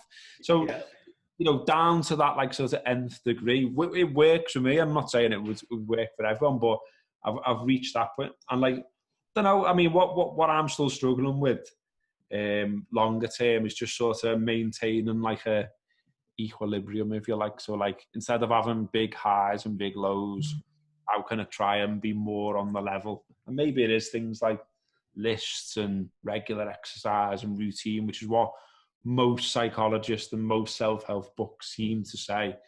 Achieving it's still hard though, you know, and I'm sure a lot of people have been in the same place, but you know, and this is why I was referencing Brad before. So, you know, obviously Brad was like, you know, you should still get up as though you're going to work, and, you know, you should brush your teeth and have a shower and comb your hair and all that kind of stuff. And like, that's all well and good, and I know it and I get it. And when I do it, I can feel the benefits. Still have some days though where I'm like, it's 4 o'clock or something, and I'm like, should get a wash here, shouldn't I? You scrub. Do you know what's funny about that, mate? I literally had a day at the end of last week where I got up and I was running late for like a show. Because that's the other thing, isn't it? Like when you know you can just get up and have a 10-minute shower and then you're on a Zoom call and it's fine. Literally put a t-shirt on and a pair of shorts. And because of that, I didn't get up till like 10 minutes before the show. And then I was like, I haven't even got time for a shower now. So I'll just have to like sort my hair best I can and sit down. And then my day just got carried away because I had like a couple of shows booked in and a couple of coaching sessions. And then later on in the day, I went to go to the shop and I just like caught myself and was like, I haven't had a shower. Like I'm about to go to the shops and I haven't had a shower. And I would never do that in my normal life. And it just crept up on me. So, yeah. But I think it's that interesting, because this is something that's come up for me loads in coaching other people the past few weeks. It's been dead interesting getting back into doing it. Because I think, and I'm guilty of this massively, and the people I know who are most people never make an effort, I don't think, in their life to address their mental health properly. I think it's changing now. I think more and more people are doing it, but it's still very few of all the people I know. But even the people who are making an effort, I think we've got this weird relationship with it where it's like no other thing in our life. Like if I say to you, you've got to train for a marathon from where you are right now, you would know and you would accept instinctively that that's going to take time. If I said to you, or if you said to me, you know, I've decided I want to become a lawyer, you would know instinctively and you would accept that it's going to take a long time. You know, you've got to go to uni, you've got to study, you do year 1, then year 2, then year 3, then you go to law school, then you get a training contract. You go through that and you'd accept that, you just get it. With this stuff, it's weird how everybody's got the same thing. It's like we expect to be able to read a couple of books and then overnight be better. Yeah. Do you know what I mean? Yeah. Like, I'll be fine now, I'll be all right. And you're like, nah, that's just not how it works. Like, and I was saying this to a mate the other day. I think it's a healthy way to think about it is, I'm training. Like, I'm training to be better at this. And actually, it's not even just a 5-year course. It's a 40-year course if I live that long. Like, and I just every year, I'm like, yeah, am I better than last year? I keep saying this to people about straight line growth. Joe, when people say I've realised I don't really like the traditional personal development world and self-help world that much anymore, because I think loads of it's bullshit. Like, and Joe, you hear people saying that thing of just make sure you're better than you were yesterday. And I'm like, that's bullshit. Because if you're always better than you were yesterday, that's straight line growth. Like, you will always just slowly be getting better. And if that was true of anything in life, wouldn't life be lovely? But it's not. And you're setting yourself up to fail as well, aren't you? It's like, you know, it's like some of the advice I've had, and is, I think, is good, and works for me, won't necessarily work for everyone else. But it's almost like challenge, like finding out what it is in your own head that is. Are you too self-critical? Are you setting yourself goals that aren't realistic or manageable? All of those, like challenging all of those things, really.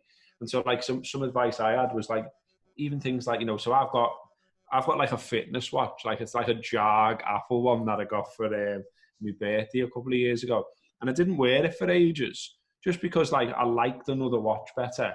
And so I just started wearing that watch, and I forgot about it, and like it ran out of juice and was just like, you know, cast aside.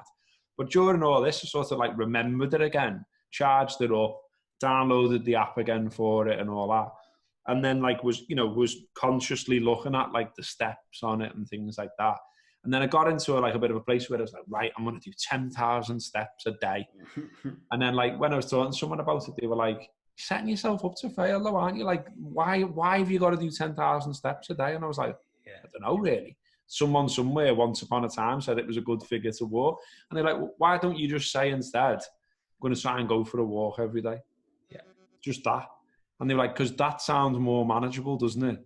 And that's what I've been doing. So like, and so I'm not doing my own head in about doing 10,000 steps. Now, if I do them and I see I've done it, I'll be like, oh, get in. That's good, that. But equally, if I just go out and walk down the shop for a loaf and come back, I go, well, I got out and I went for a walk, and that's what I wanted to do. Yeah. Do you know what I mean? And so like being realistic about stuff like that, and like even like really big things, like what's the small things that can lead to the big things, you know, like, and that's why I'm saying about put a shave on your list. So like, do you want to achieve something today? Well, okay, make the achievements really small and put them all down on a list. Yeah. Bet you by the end of the day you've achieved some of them. Yeah. You know, like, and so that's what I've been doing. Like, you know, this is on my list, and what I did before is on the. So like, I get to cross them off. Take a vitamin tablet is on my list, like, because sometimes I forget, but I'll take it and I can cross. You know what I mean? And so it's just like little stuff, dead little things, but that will make you go, I did do something with me day to day, actually. Yeah. You know, like, because I think it's dead easy at the moment to be like, done fuck all with me day. Or worse, I've done fuck all with me time. Like, that's the other thing that I hear, like, oh, what have you like achieved in lockdown? I don't need to have achieved anything, really. Like, I'm all right, that's what I've achieved. Yeah. I haven't gone mad, that's what I've achieved. Do you know what I mean? 100%. Like, have you turned into, like, you know, should you be like in a Dire Straits cover band now because you're so good on the guitar, or can you play the banjo, or have you lost 6 stone? Like, some people, no doubt, you know, it's been great for some people and they will have done that. But you don't have to constantly compare yourself to anyone. You're just you, aren't you? And no, absolutely. And you know what? I couldn't agree more with all that stuff. And you know, the list stuff, even as you were saying it, I was laughing because I've been doing the same thing, and I only started a couple of weeks ago. Because I realised I've been making loads of notes and like notes of calls, and I've got all these pads on my desk. And I was just flicking back through looking at stuff, and I looked at a to-do list I had from like 10 weeks ago. So when the lockdown started, and I was looking through the to-do list, and because the narrative in my head, and this is one of the problems with human brains, is it always goes towards the negative. So it's always going to say, we haven't done anything. And I looked at, and if you'd have asked me before I looked at this list, like, what have you done since lockdown? I'd have been like, hardly anything. I feel like I've wasted the time, to be honest. And then I looked at this list and I was like, this is ridiculous. You need to start keeping a better track of this to remind your brain how much you've done. Because even this, like, I've launched a YouTube channel and podcast. Yeah. And my brain was like, nah, you haven't done enough episodes. I'm like, well, I've done 12 in 2 months or whatever it was. And I've launched it. Like, that's good, isn't it? And something I've started doing is I'll make a list. And then halfway through the day, I'll add things to the list just to cross them off. Because I'll be like, oh, I've done something else that wasn't on my list. So I'm going to add it on and then immediately cross it off. So that later when I look at it, I'm like, yeah, remember you did that as well. And you know, I think you were the one who pointed it out. So there's a fella, is it James Clear, The Atomic Habit? Yeah, he's good. Yeah. And even what you were saying before, like, even with this stuff, my attitude has massively changed this, and I'm so much happier for it. Like, the old me was become a billionaire to prove yourself. And he didn't know back then it was to prove himself, but that's what it was. It was because I was insecure, and it was like, I need to prove myself to the world. But it was like always big stuff, and like all this pressure, like the 10,000 steps a day thing, all this pressure to do this big stuff. And what I realized was that's always setting yourself up for failure, and you'll never be satisfied, when actually what you're much better doing. So I've never learned how to play the guitar, and I always wanted to. When lockdown started, I bought a guitar and said, I'm going to learn, but I'm going to do it differently to how I've done it in the past. So instead of doing that, by the end of lockdown, I need to have learned 20 songs. I just went, I'll just pick up the guitar every day when I can be asked for 15 minutes. That was it. And I've probably picked it up 70% of the days. And that's only because I've played it loads the past couple of weeks. Like, I've picked it up pretty much every day. And I can pretty much play about 5 songs now, just by 15 minutes a day, going, yeah, I enjoyed that. That was good. Yeah. No pressure. No, like, I'm not beating myself up about it. It's an enjoyable thing. So if I've got nothing to do, I'll be like, I'll just pick up my guitar. 15 minutes, I enjoyed that. That was sound, put it back down. No, like, I've got to do 2 hours today and my fingers will be bleeding and all that. And even with this, like, you know, one day would I love this to be like Joe Rogan's podcast? And he's just, I was looking at his the other day because I'm talking to people all the time about stuff like this. Do you ever watch Joe Rogan? No, I know, I've heard of him, like, but I've never had it's a perfect example of, like, it's amazing how people have never even heard of him. And he's just done a deal with Spotify to put his YouTube and podcast exclusively with them, so it won't be YouTube anymore. And they're paying him $100 million. And he's been going for 7 years. And I was like, well, one day, wouldn't that be like, if you're going to carry on doing this, if I carry on enjoying it, wouldn't that be good? But the old me would have been like, right, how'd you do that? And the new me is like, you just keep doing shows that you enjoy whenever you can be bothered. Because I looked back at it, and I keep saying this to people, we have this mad thing, if we compare ourselves at the beginning of our journey to the people we aspire to be at the end of theirs, or at their current part. Yeah. And it's like, he's the pro, Joe, like he's brilliant. And I just the other day was like, but there's ways we can, because I said to someone I coach, you should compare yourself. If you're writing a book, don't compare yourself to Stephen King's last book. See if you can find his first ever book, not even like his most famous first book, like the first one he ever wrote that was crap. Compare it to that and see what it's like. And I went back and looked at Joe Rogan's first ever YouTube show, and it was shit. And you're looking at it going, he's done something like 1,400 shows now. Like, that's how you get to a point where you're really good at something. You do it 1,400 times. I think the other thing, like, funny you mentioned Stephen King there, and I think I might have mentioned this to you before, but I actually left the book in the mate I mentioned before, who lives near Valencia, and I left the book in his. So I won't see that for a while, but I was really enjoying it. I might rebuy it, or like, I'm not going to get it back off him. I think he's taxed it now and he's going to read it. But there's a book called Stephen King on Writing, and like, it's not a story. It's Stephen King talking about himself, talking about how he got into it, talking about like all the early failures and stuff like that. But also like talking about like really human things. So like, I love Stephen King. I've read most of his stuff. Like, and I've always like really admired him as a writer. And I've always been like, oh, I wish I could write like Stephen King, do you know what I mean? And when I was reading this Stephen King on writing, there's bits in it where he just talks about like his method of how he gets books done and stuff like that. And he talks about some fella, can't remember who it is now, but I think he says like the fella was like a postman or something like that. And like, but wanted to write books, wanted to be an author. And he had this like mad method where he could just like sit down and like reel like thousands of words off and then just go and post his letters. And like, that worked for him.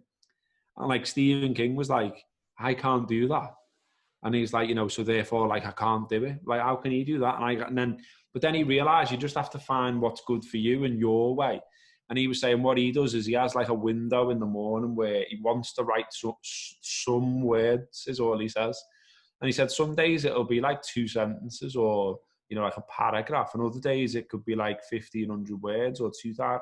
And he's like, you know, it just doesn't come because you're being creative and because you're literally like dreaming up a story.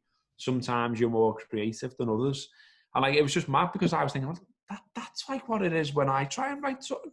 And you know what I mean? And this is Stephen King saying that. And you know what I mean? And all of a sudden, like, you feel a bit better about yourself because you're like, you presume that they're just rattling them off, you know, piece of piss. And like, you know, I'm pretty sure there was a bit in it where he's talking about like full manuscripts and stuff that he was like, oh, that's shite, or that's no good, and like other things like, you know, about there always, you know, there being like a great story of how you come up with the story. I think it was when he was talking about misery. He basically said like he had a dream, and like, so you know, the crux of the story was in this dream. And when he woke up, he knew, and he went and like demanded a typewriter off the hotel, and was there like 3 bells in the morning, like, shit, I've got to get this dream down. It's a great story. and then everything came from there on in, you know, expanding on the characters and everything else. But the crux was just a random dream. It wasn't like, so, you know, I could have a random dream or you could have a random dream and maybe we could turn that into a book. Do you know what I mean? So like, I think stuff like that is great where like, you know, the barriers are being brought down on what you perceive to be genius. Like, why? Yeah, genius now when he's written however many books, and like everyone looks up to him, so they should. But where did he come from and how did he start and what's his process? Like you mentioned Russell Brand before, like he pumps so much stuff out, I can't keep up with it. But I like dipping into it, and I've got 1 or 2 of his books as well, and I like him. I know he's not to everyone's taste, but he's another one where it's very much like warts and all, isn't it? His content, you know what I mean? Like he's coming on and being very honest about himself, how he feels, his processes and all that. And, you know, he's in various states of dress and being shaved and unshaved, you know, whatever. And again, I quite like that. I mean, there's sort of being like it was interesting. I was watching that thing last night. I fell asleep watching it, but that was no reflection on it being shit. I actually thought it was quite good. I was just tired. But I was watching did you see the Prince William thing on mental health with football? I've not watched it, but I know what you mean. It was on the BBC last week, yeah. But I actually thought Prince William was good on it, like, and it was interesting, like, you know, he was sort of admitting some of his own problems, dealing with who he is and things like that. And, you know, like, I was thinking, as I was watching it, again, what we were talking about a little bit before, you know, so, like, the Scouse thing of fucking Royals, fucking sponging off, you know what I mean, all that kind of, and I just thought, well, bollocks to all that, like, let's just see what he comes across like, and he come across all right, and I just thought, while I was watching it, like, he doesn't need to be doing any of this, really, does he? You know what I mean? Like, he didn't need to become this, like, ambassador for mental health or get involved with football or join the two together. And I kind of thought, like, well, I say I fell asleep, so I didn't see the very end of it, but I did think while I was watching it, like, fair play to him. Fair play to him. And, like, it almost makes me think on the mental health issue that, to an extent, I reckon probably there's a good chance most people at some point or another have got some kind of issue. It's just they don't ever say, or they cover it well, or, you know what I mean? Yeah. And, like, I think, because, you know, I think you were talking about it on the show, and I was nodding along. It was where you were saying about, or did you write a piece on it, or even both? But, you know, when people say, oh, football's not important right now, and you were saying, no, it is. It is. Yeah. It is because it's our thing. It is because it's our distraction. And I was thinking about it, and I was like, you know, we've had everything taken away from us to an extent, back to the analogy of it almost being like solitary confinement. And all those things that people are talking about missing and being taken away, well, all of those things are essentially everyone's coping mechanisms then, aren't they? You know, so for some people it's horse racing, for some people it's football, for some people it's, you know, going to a garden centre, you know, whatever. You know, someone was telling me that the other day. They said, like, you know, they were doing some work in a garden centre, and a lot of the people were coming in were like absolutely over the moon that they could be in a garden centre again. Yeah. And to them, it was like everything, because they, you know, and you know, you can have someone else over here who doesn't give a fuck going, why are you opening garden centres? Yeah. What for, lad? For them. Do you know what I mean? And it's everyone's little coping mechanisms, isn't it? And that's being totally disrupted by, you know, the current situation. But I don't know. It makes you think. Yeah, that's my point on the whole thing, mate. Is that, and it was an article I wrote ages ago, and I wrote it weeks ago, and Josh and Neil held it back for a while, and that was my point. Is that, yeah, I get it. It's like what I was saying before, running the country.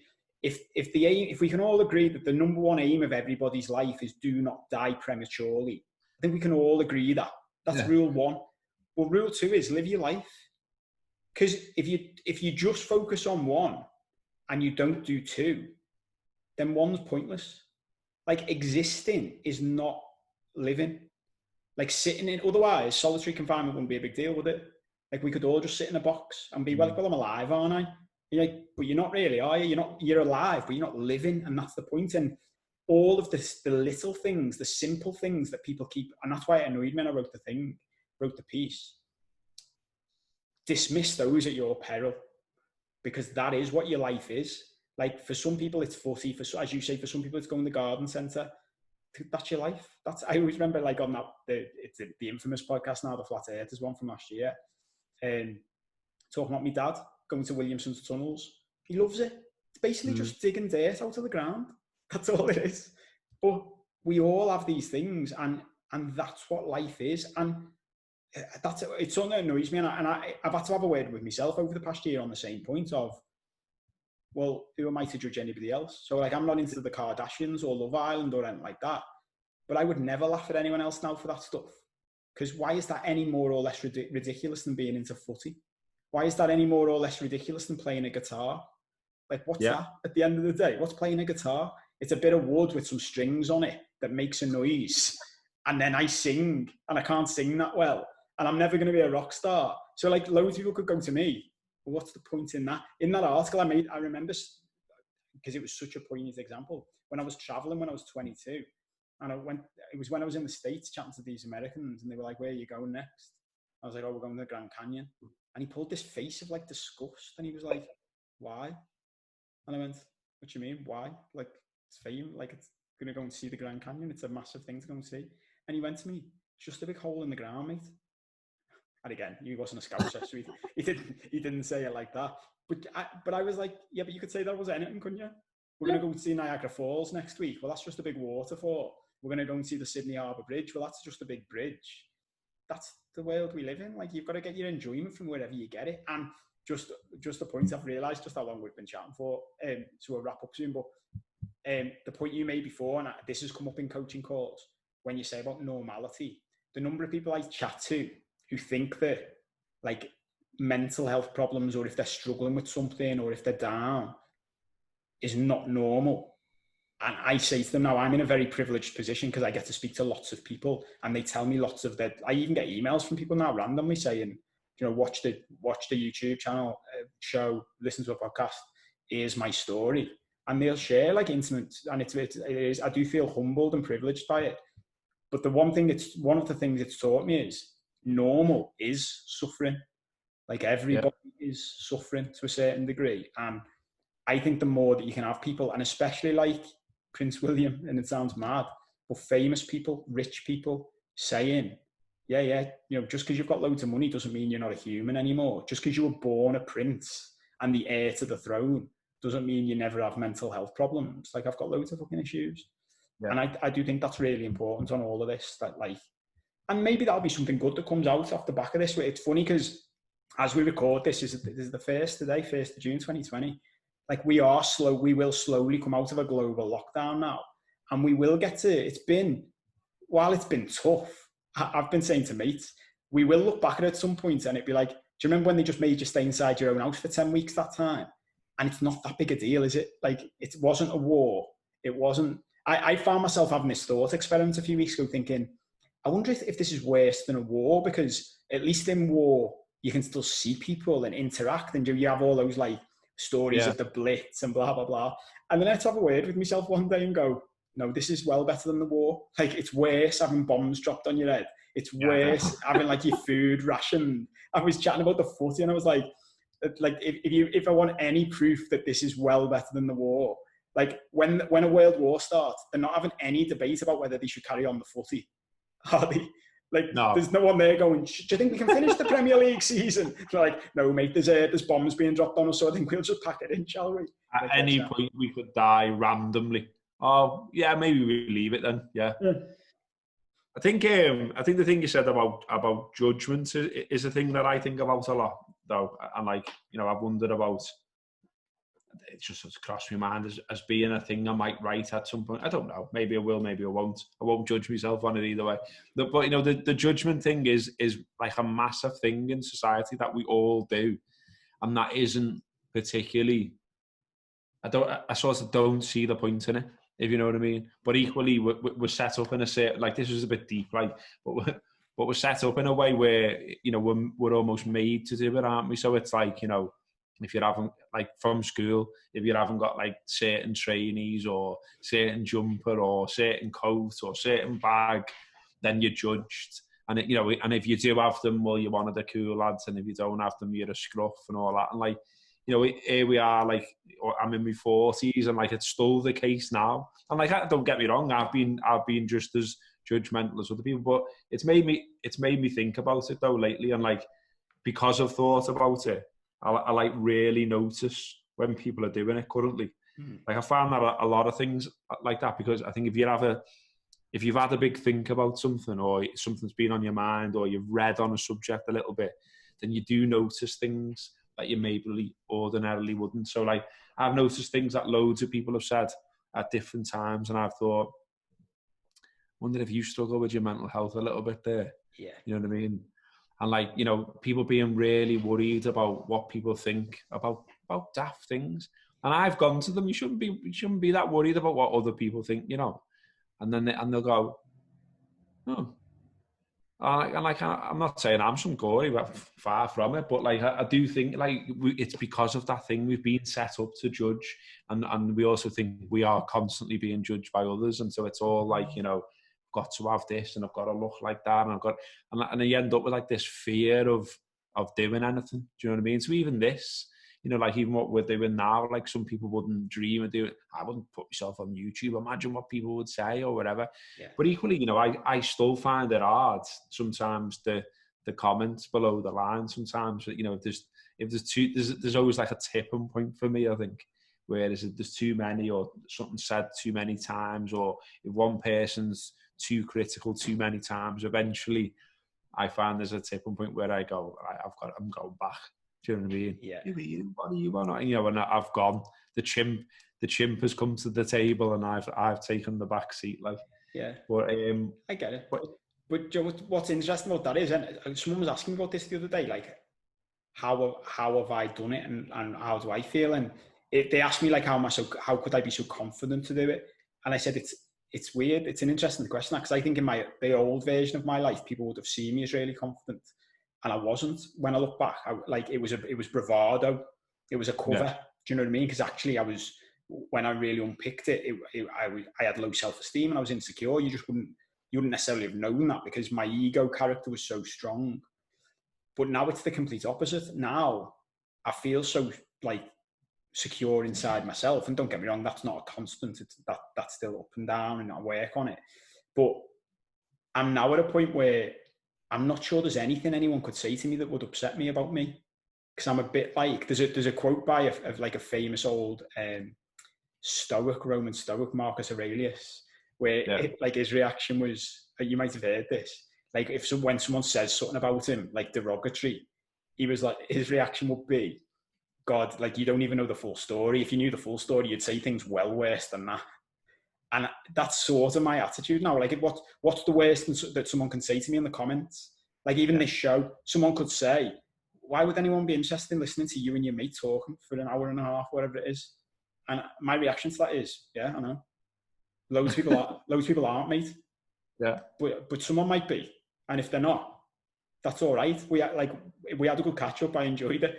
Like, I largely do this. And again, talking about Joe Rogan, I heard him say the other day, someone said to him, but I've heard you say you'd do this if no one was watching. And he went, yeah. He went, I enjoy the conversations I have. And it's something I got interviewed on a podcast months ago. And I remember asking the lad on it. And it was dead interesting to watch my reaction. Because when people contact me through LinkedIn, most of the time it's just marketing shit, you ignore it. He contacted me saying, do you want to come on my podcast? And I said, yeah, without batting an eyelid. And I asked him before we started recording, what's it like? And he said, it's brilliant. He said, because as soon as you contact someone to say, do you want to be on my podcast? 9 times out of 10, they say, yeah. He said, if I was just contacting them saying, do you want to chat? Because I'd be really interested to chat to you. They'd be like, no thanks, mate. He said, so I get to speak to loads of dead interesting people and have a laugh and learn loads of stuff. So whether anyone listens or not, why does it matter? And that's the other side of the judgment thing. My big thing is we all judge other people because we're judging ourselves. We've got a self-esteem issue. And as soon as you stop judging yourself as much, you stop judging other people. But that means whenever anyone throws anything at you about you, it's easier to go, whatever it is, like your physical appearance. Like, I mean, I could list all my faults that you like physically. Your neck doesn't work. Yeah, my neck doesn't work. You're losing your hair. Yeah, I'm losing my hair. Whatever it is. And then like loads of, we see this all the time, don't we? Like you'll get someone saying, you say like too much. You move your hands too much. Someone did that to me when I did a video to announce I was going to launch a YouTube channel. And someone replied saying, like, really looking forward to it, but couldn't help criticizing. Like, by the way, you should keep your hands still. And I just replied to him saying, no chance of that, mate. Like, whereas in the past, I would have gone, oh, do I need to start keeping my hands still? I talk with my hands. So, and it's funny because when I'm doing Zoom calls, I actually do it less because I'm conscious that, like, they go massive. It just looks a bit weird, do you know what I mean? Whereas, generally speaking, I'm like, well, if you don't like someone who says like all the time, speaks in a Scouse accent, moves their hands a lot, looks a bit funny, isn't talking off a script, well, this isn't for you. Don't worry, like, that's all right. You don't have to watch. And the other side of that as well is just that, you know, by doing it, just without you even knowing, you'll get better and better and better at it, because that's what we were just talking about before, and why you were talking then. I just thought of another example which I saw recently, which was Gary Neville, on why they've been doing this sort of the Sky Sports content from home. They've obviously had to sort of be creative at times with what that is, and they're getting various people on and different guests, and that's great, and they're talking about something when there's something to talk about. But as I say, they've had to be creative, and for whatever reason, I think maybe it was, I didn't catch all of it. I got the impression it was some kind of like anniversary or something since Neville had joined Sky Sports, and that's why they were maybe doing it. But basically, they were showing Neville what he was like when he first came on Sky. And it was dead funny, and he was great on it because he was laughing at himself. Do you know what I mean? And he was like, "What am I doing with my hands? My hands are going out." And he kept doing this like mad, like kept licking his lips. Yeah. Well, I do that all the time. Yeah. And he said, I just, when I first started doing it, he said, because I was nervous, I had a really dry mouth, and he was a bit arse in a way, because there was a bit where. There was a bit where they cut it together of them doing it loads, and they were all laughing at it. But to be fair, Neville wasn't. No, you could tell Neville wasn't bothered, and he was like, "I know." He said, "I know myself that I'm a lot better at it now than I was then. I know what was required and things like that." But a fella got mentioned to me the other day, which was interesting as well. I meant to tell you this. I'll tell you it now. I was speaking. Who was I speaking to? Oh, it was. I did a thing on the Anfield app with what's his name? Connor, the commentator of 5 Live, Connor McNamara. Of the Irish fella. Yeah. Yeah, I saw a bit of it, yeah. He was really good, and he was a good chat and entertaining and all that. But I was talking about how he found himself as a commentator almost, because I was saying, I listen to lots of football commentators, and they seem to find their own little niche, their own little style, if you like, that is them. It's not just them like doing a takeoff of some other commentator. They find their own thing. And I said, and with you, for me at least, I said, I get the impression that you're genuinely into footy, like you're a fan of footy. I said, because sometimes you nearly go off the charts in terms of like, oh my God, he's done this or whatever, you know what I mean? And I love that, because you get a proper sense of it. It's not like just like robotic stuff, like. And he was made up with that observation and that question, but then he went into quite an interesting thing, and it reminded me of a conversation we had with Steve Warnock when we were doing the pro view for the Anfield app.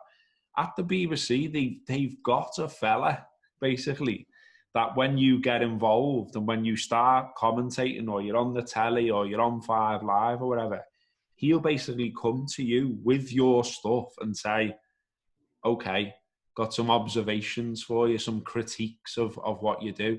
And it's all like, with the idea of making you better. It's not to like put you down.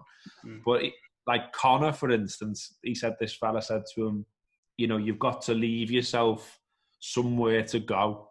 So he said, like, like if you go like off the charts for like, I don't know, when they go 1-0 up, like if they end up winning like 6-5, and like, it's a 30-yard volley that goes in off the bar in the 94th minute, and you already went up there before, you've got nowhere else to go. Do you know what I mean? Yeah. It was like, sort of just be conscious of that, like. And Connor was like, I really took that on board, like, and like it's something now that I just do. Like there's this chart in me, or without me even having to think about it, like. And he said, and I know where to go really off the scale if it really deserves that. Equally, I know to go to like 70% if it's only set, and that kind of thing. And like, I know the same fella, I can't remember his name now, but the same fella gave Steve a load of tips as well about what he was doing right and wrong about his bro. I love stuff like that. It's interesting, isn't it? Because it makes you think about what we've all done and things like that. Like we all just did it we didn't have any of that. You know what I mean? We just pressed record. Like if you said before, like if you look back at like the first one, not that I'm encouraging anyone to do this, but geez, and in fact, I like to think that we maybe deleted some of them. But if you look back at some of the first attempts from the Anfield app on YouTube, oh my God! Oh, like we just we just didn't have a clue what we were doing. We really didn't. We just had a bit of a go, and it's like there's bits where we're like trying to read from like scripts. There's bits where like even like the framing, like like there's frames and like we're like down here or something. We're like, all right, it's talking reds, and it's like we didn't know what we were doing with the equipment, and like in a way though, like with Neville, it's a good thing to do because it's sort of like then you can see your own progress. You know what I mean? And then you think, individually and collectively, we've done fucking great to get here. Do you know what I mean? And like, well done, us is right, us. Do you know what I mean? Yeah. Because I don't think any of us do that enough, do we? I mean, another thing I've seen people doing during lockdown, and I did a little bit of it, is just sorting shit out. You've got a bit of time on you and sort some shit out. It's good for the soul. And like I came across, like I had this envelope with all the well-read magazines in that I did. But all in one, and I hadn't seen some of them for years because why would I? Do you know what I mean? I'm not every day. I'm just digging them out, and like they're all in like pristine condition. Because what I always did was like obviously flogged the edition, but always kept one. It was always in my mind. We're only going to do this for a limited amount of time. It'd be nice to have a copy of every one for myself, and so I've still got that.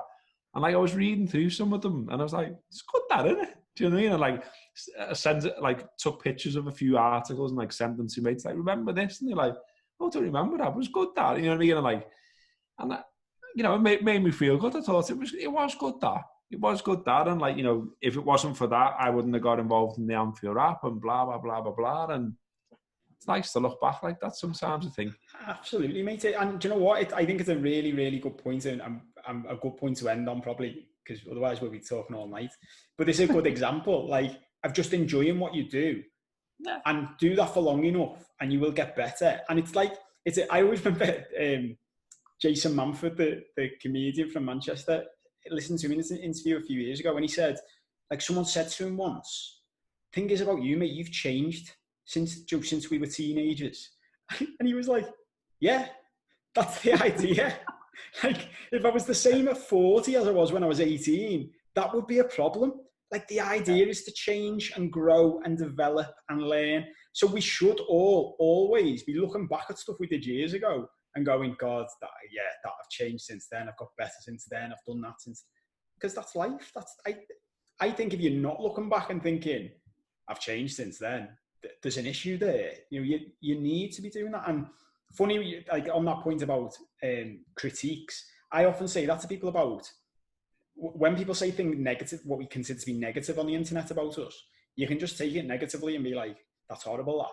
But often, if you can just see through it for what it is and not take it personally, often it's gold dust, because you'll get constructive criticism almost, and it might not even be meant because constructively, it might be meant mean, like in a mean way, but it's stuff that people who like you won't necessarily tell you.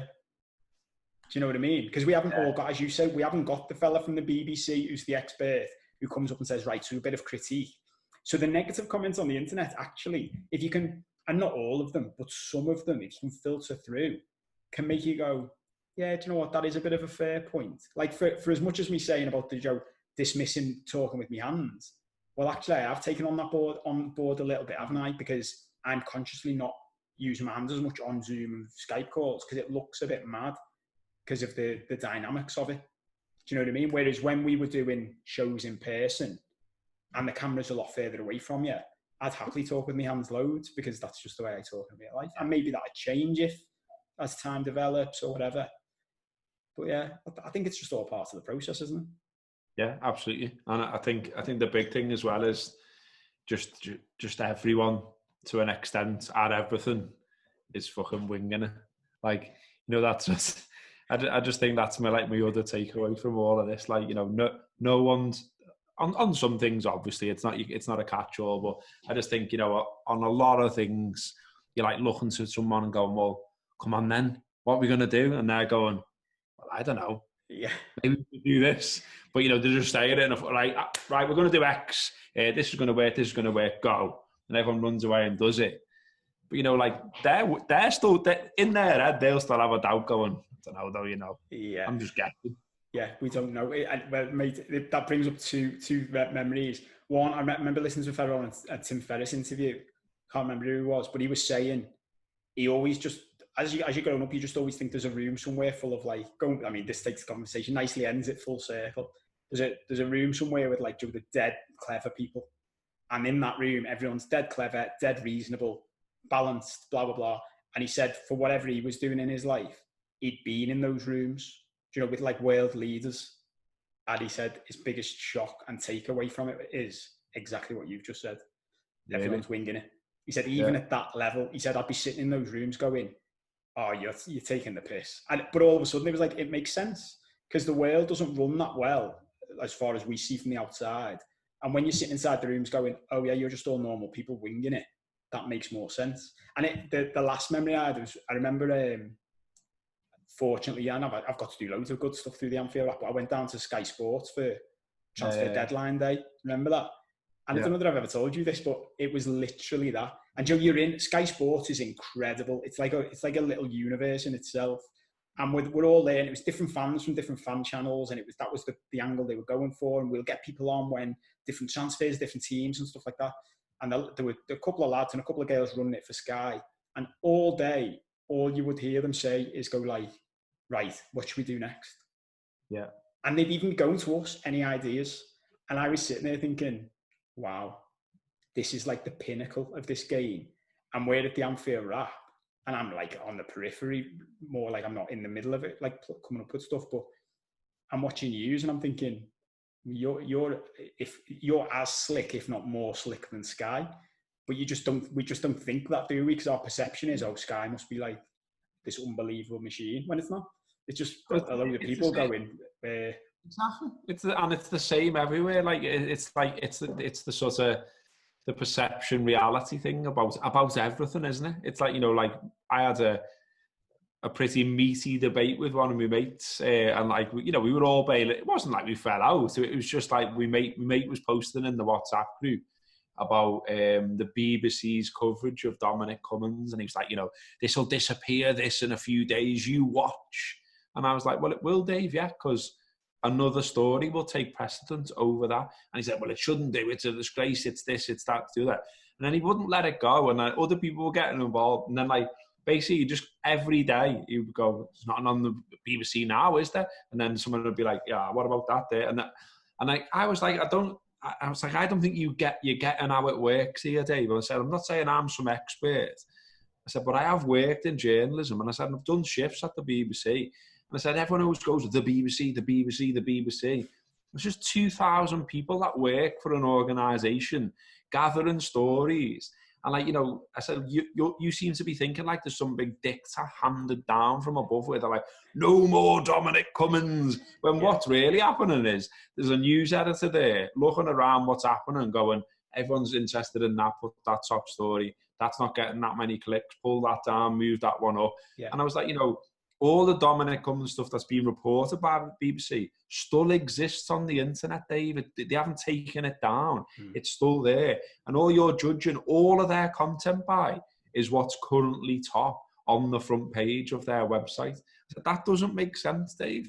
And he's like, we'll just have to agree to disagree. And I was like, what are you disagreeing with, though? That is what the front page of their website is, to get as many clicks as possible, to get people reading their content.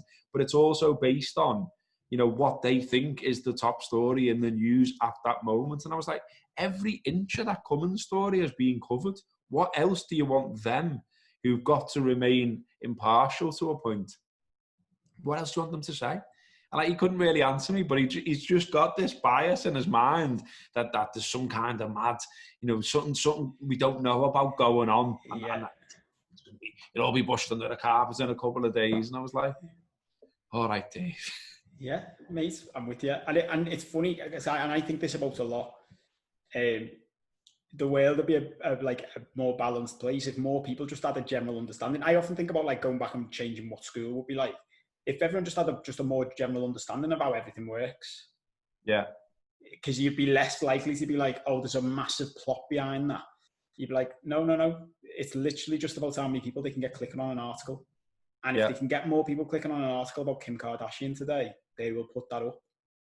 it's got nothing to do with anything else. That's Exactly, like the whole. I've said this in a couple of videos. Like, even understanding fundamentally what things are about. Like, commercial news channels are not about giving you reliable news. They're about making advertising money for the company that owns them. That's what they are. That's it. Yeah. So they want to put in content that gets you engaged, that keeps you like online or watching their show, so they can sell more advertising deals. Yeah. There are undoubtedly times where, you know, top people in government will lean on someone they know at the BBC or whatever about a certain story or whatever. There are undoubtedly times when BBC journalists have got certain contacts that they want to preserve, that they've got a lot of stuff out of, and so they might try and help to, you know, whitewash something to an extent, or might put out a few tweets that people don't like. I'm sure everyone can join the dots on what I'm talking about there.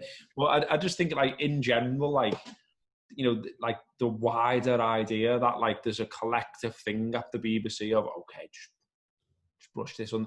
Like, if one of those 2,000 journalists that I mentioned that work there got something that was belted on them, that was new, and that they thought everyone would click on, they'd fucking write it. Yeah. Do you know what I mean? They'd write it tomorrow. So I just think, you know, some of that sometimes about the media, again, it's like you're saying, though, if people took more interest, or if it was pushed forward more, the intricacies of stuff like that, we'd probably have less of the mad theories. I mean, I don't think we should get into it. We'll be here for hours, but I've often thought, you know, what was the point in loads of stuff we were taught in schools? What was the point? What's the point even now in some of the stuff that my kids are learning? Like, why isn't there more about life in there? Why isn't there more about the realities of life? Why don't you prepare them more for mortgages and finance and, you know, how it works to get a job? I know that does come eventually. I hope it's better than when I was in school. I said I wanted to work in the media, and they got me some work experience in a mountaineering shop. You know, I mean, I'm sure there was reasons for that, but I just think, sometimes wonder about, you know, school and the preparation for life. But that's a big one. That I think that's it. Yeah, let's save that for next time. And if for the viewer or the listener, if you want us to talk anything you want us to just ramble about for a couple of hours, let us know. If you've stuck with us for this long, thanks for tuning in, and thanks, mate, for taking the time. It's massively perked me up from my mood at the start. So there we go. That's mission accomplished, no matter how many people listen. That's right. Thanks, mate. No worries.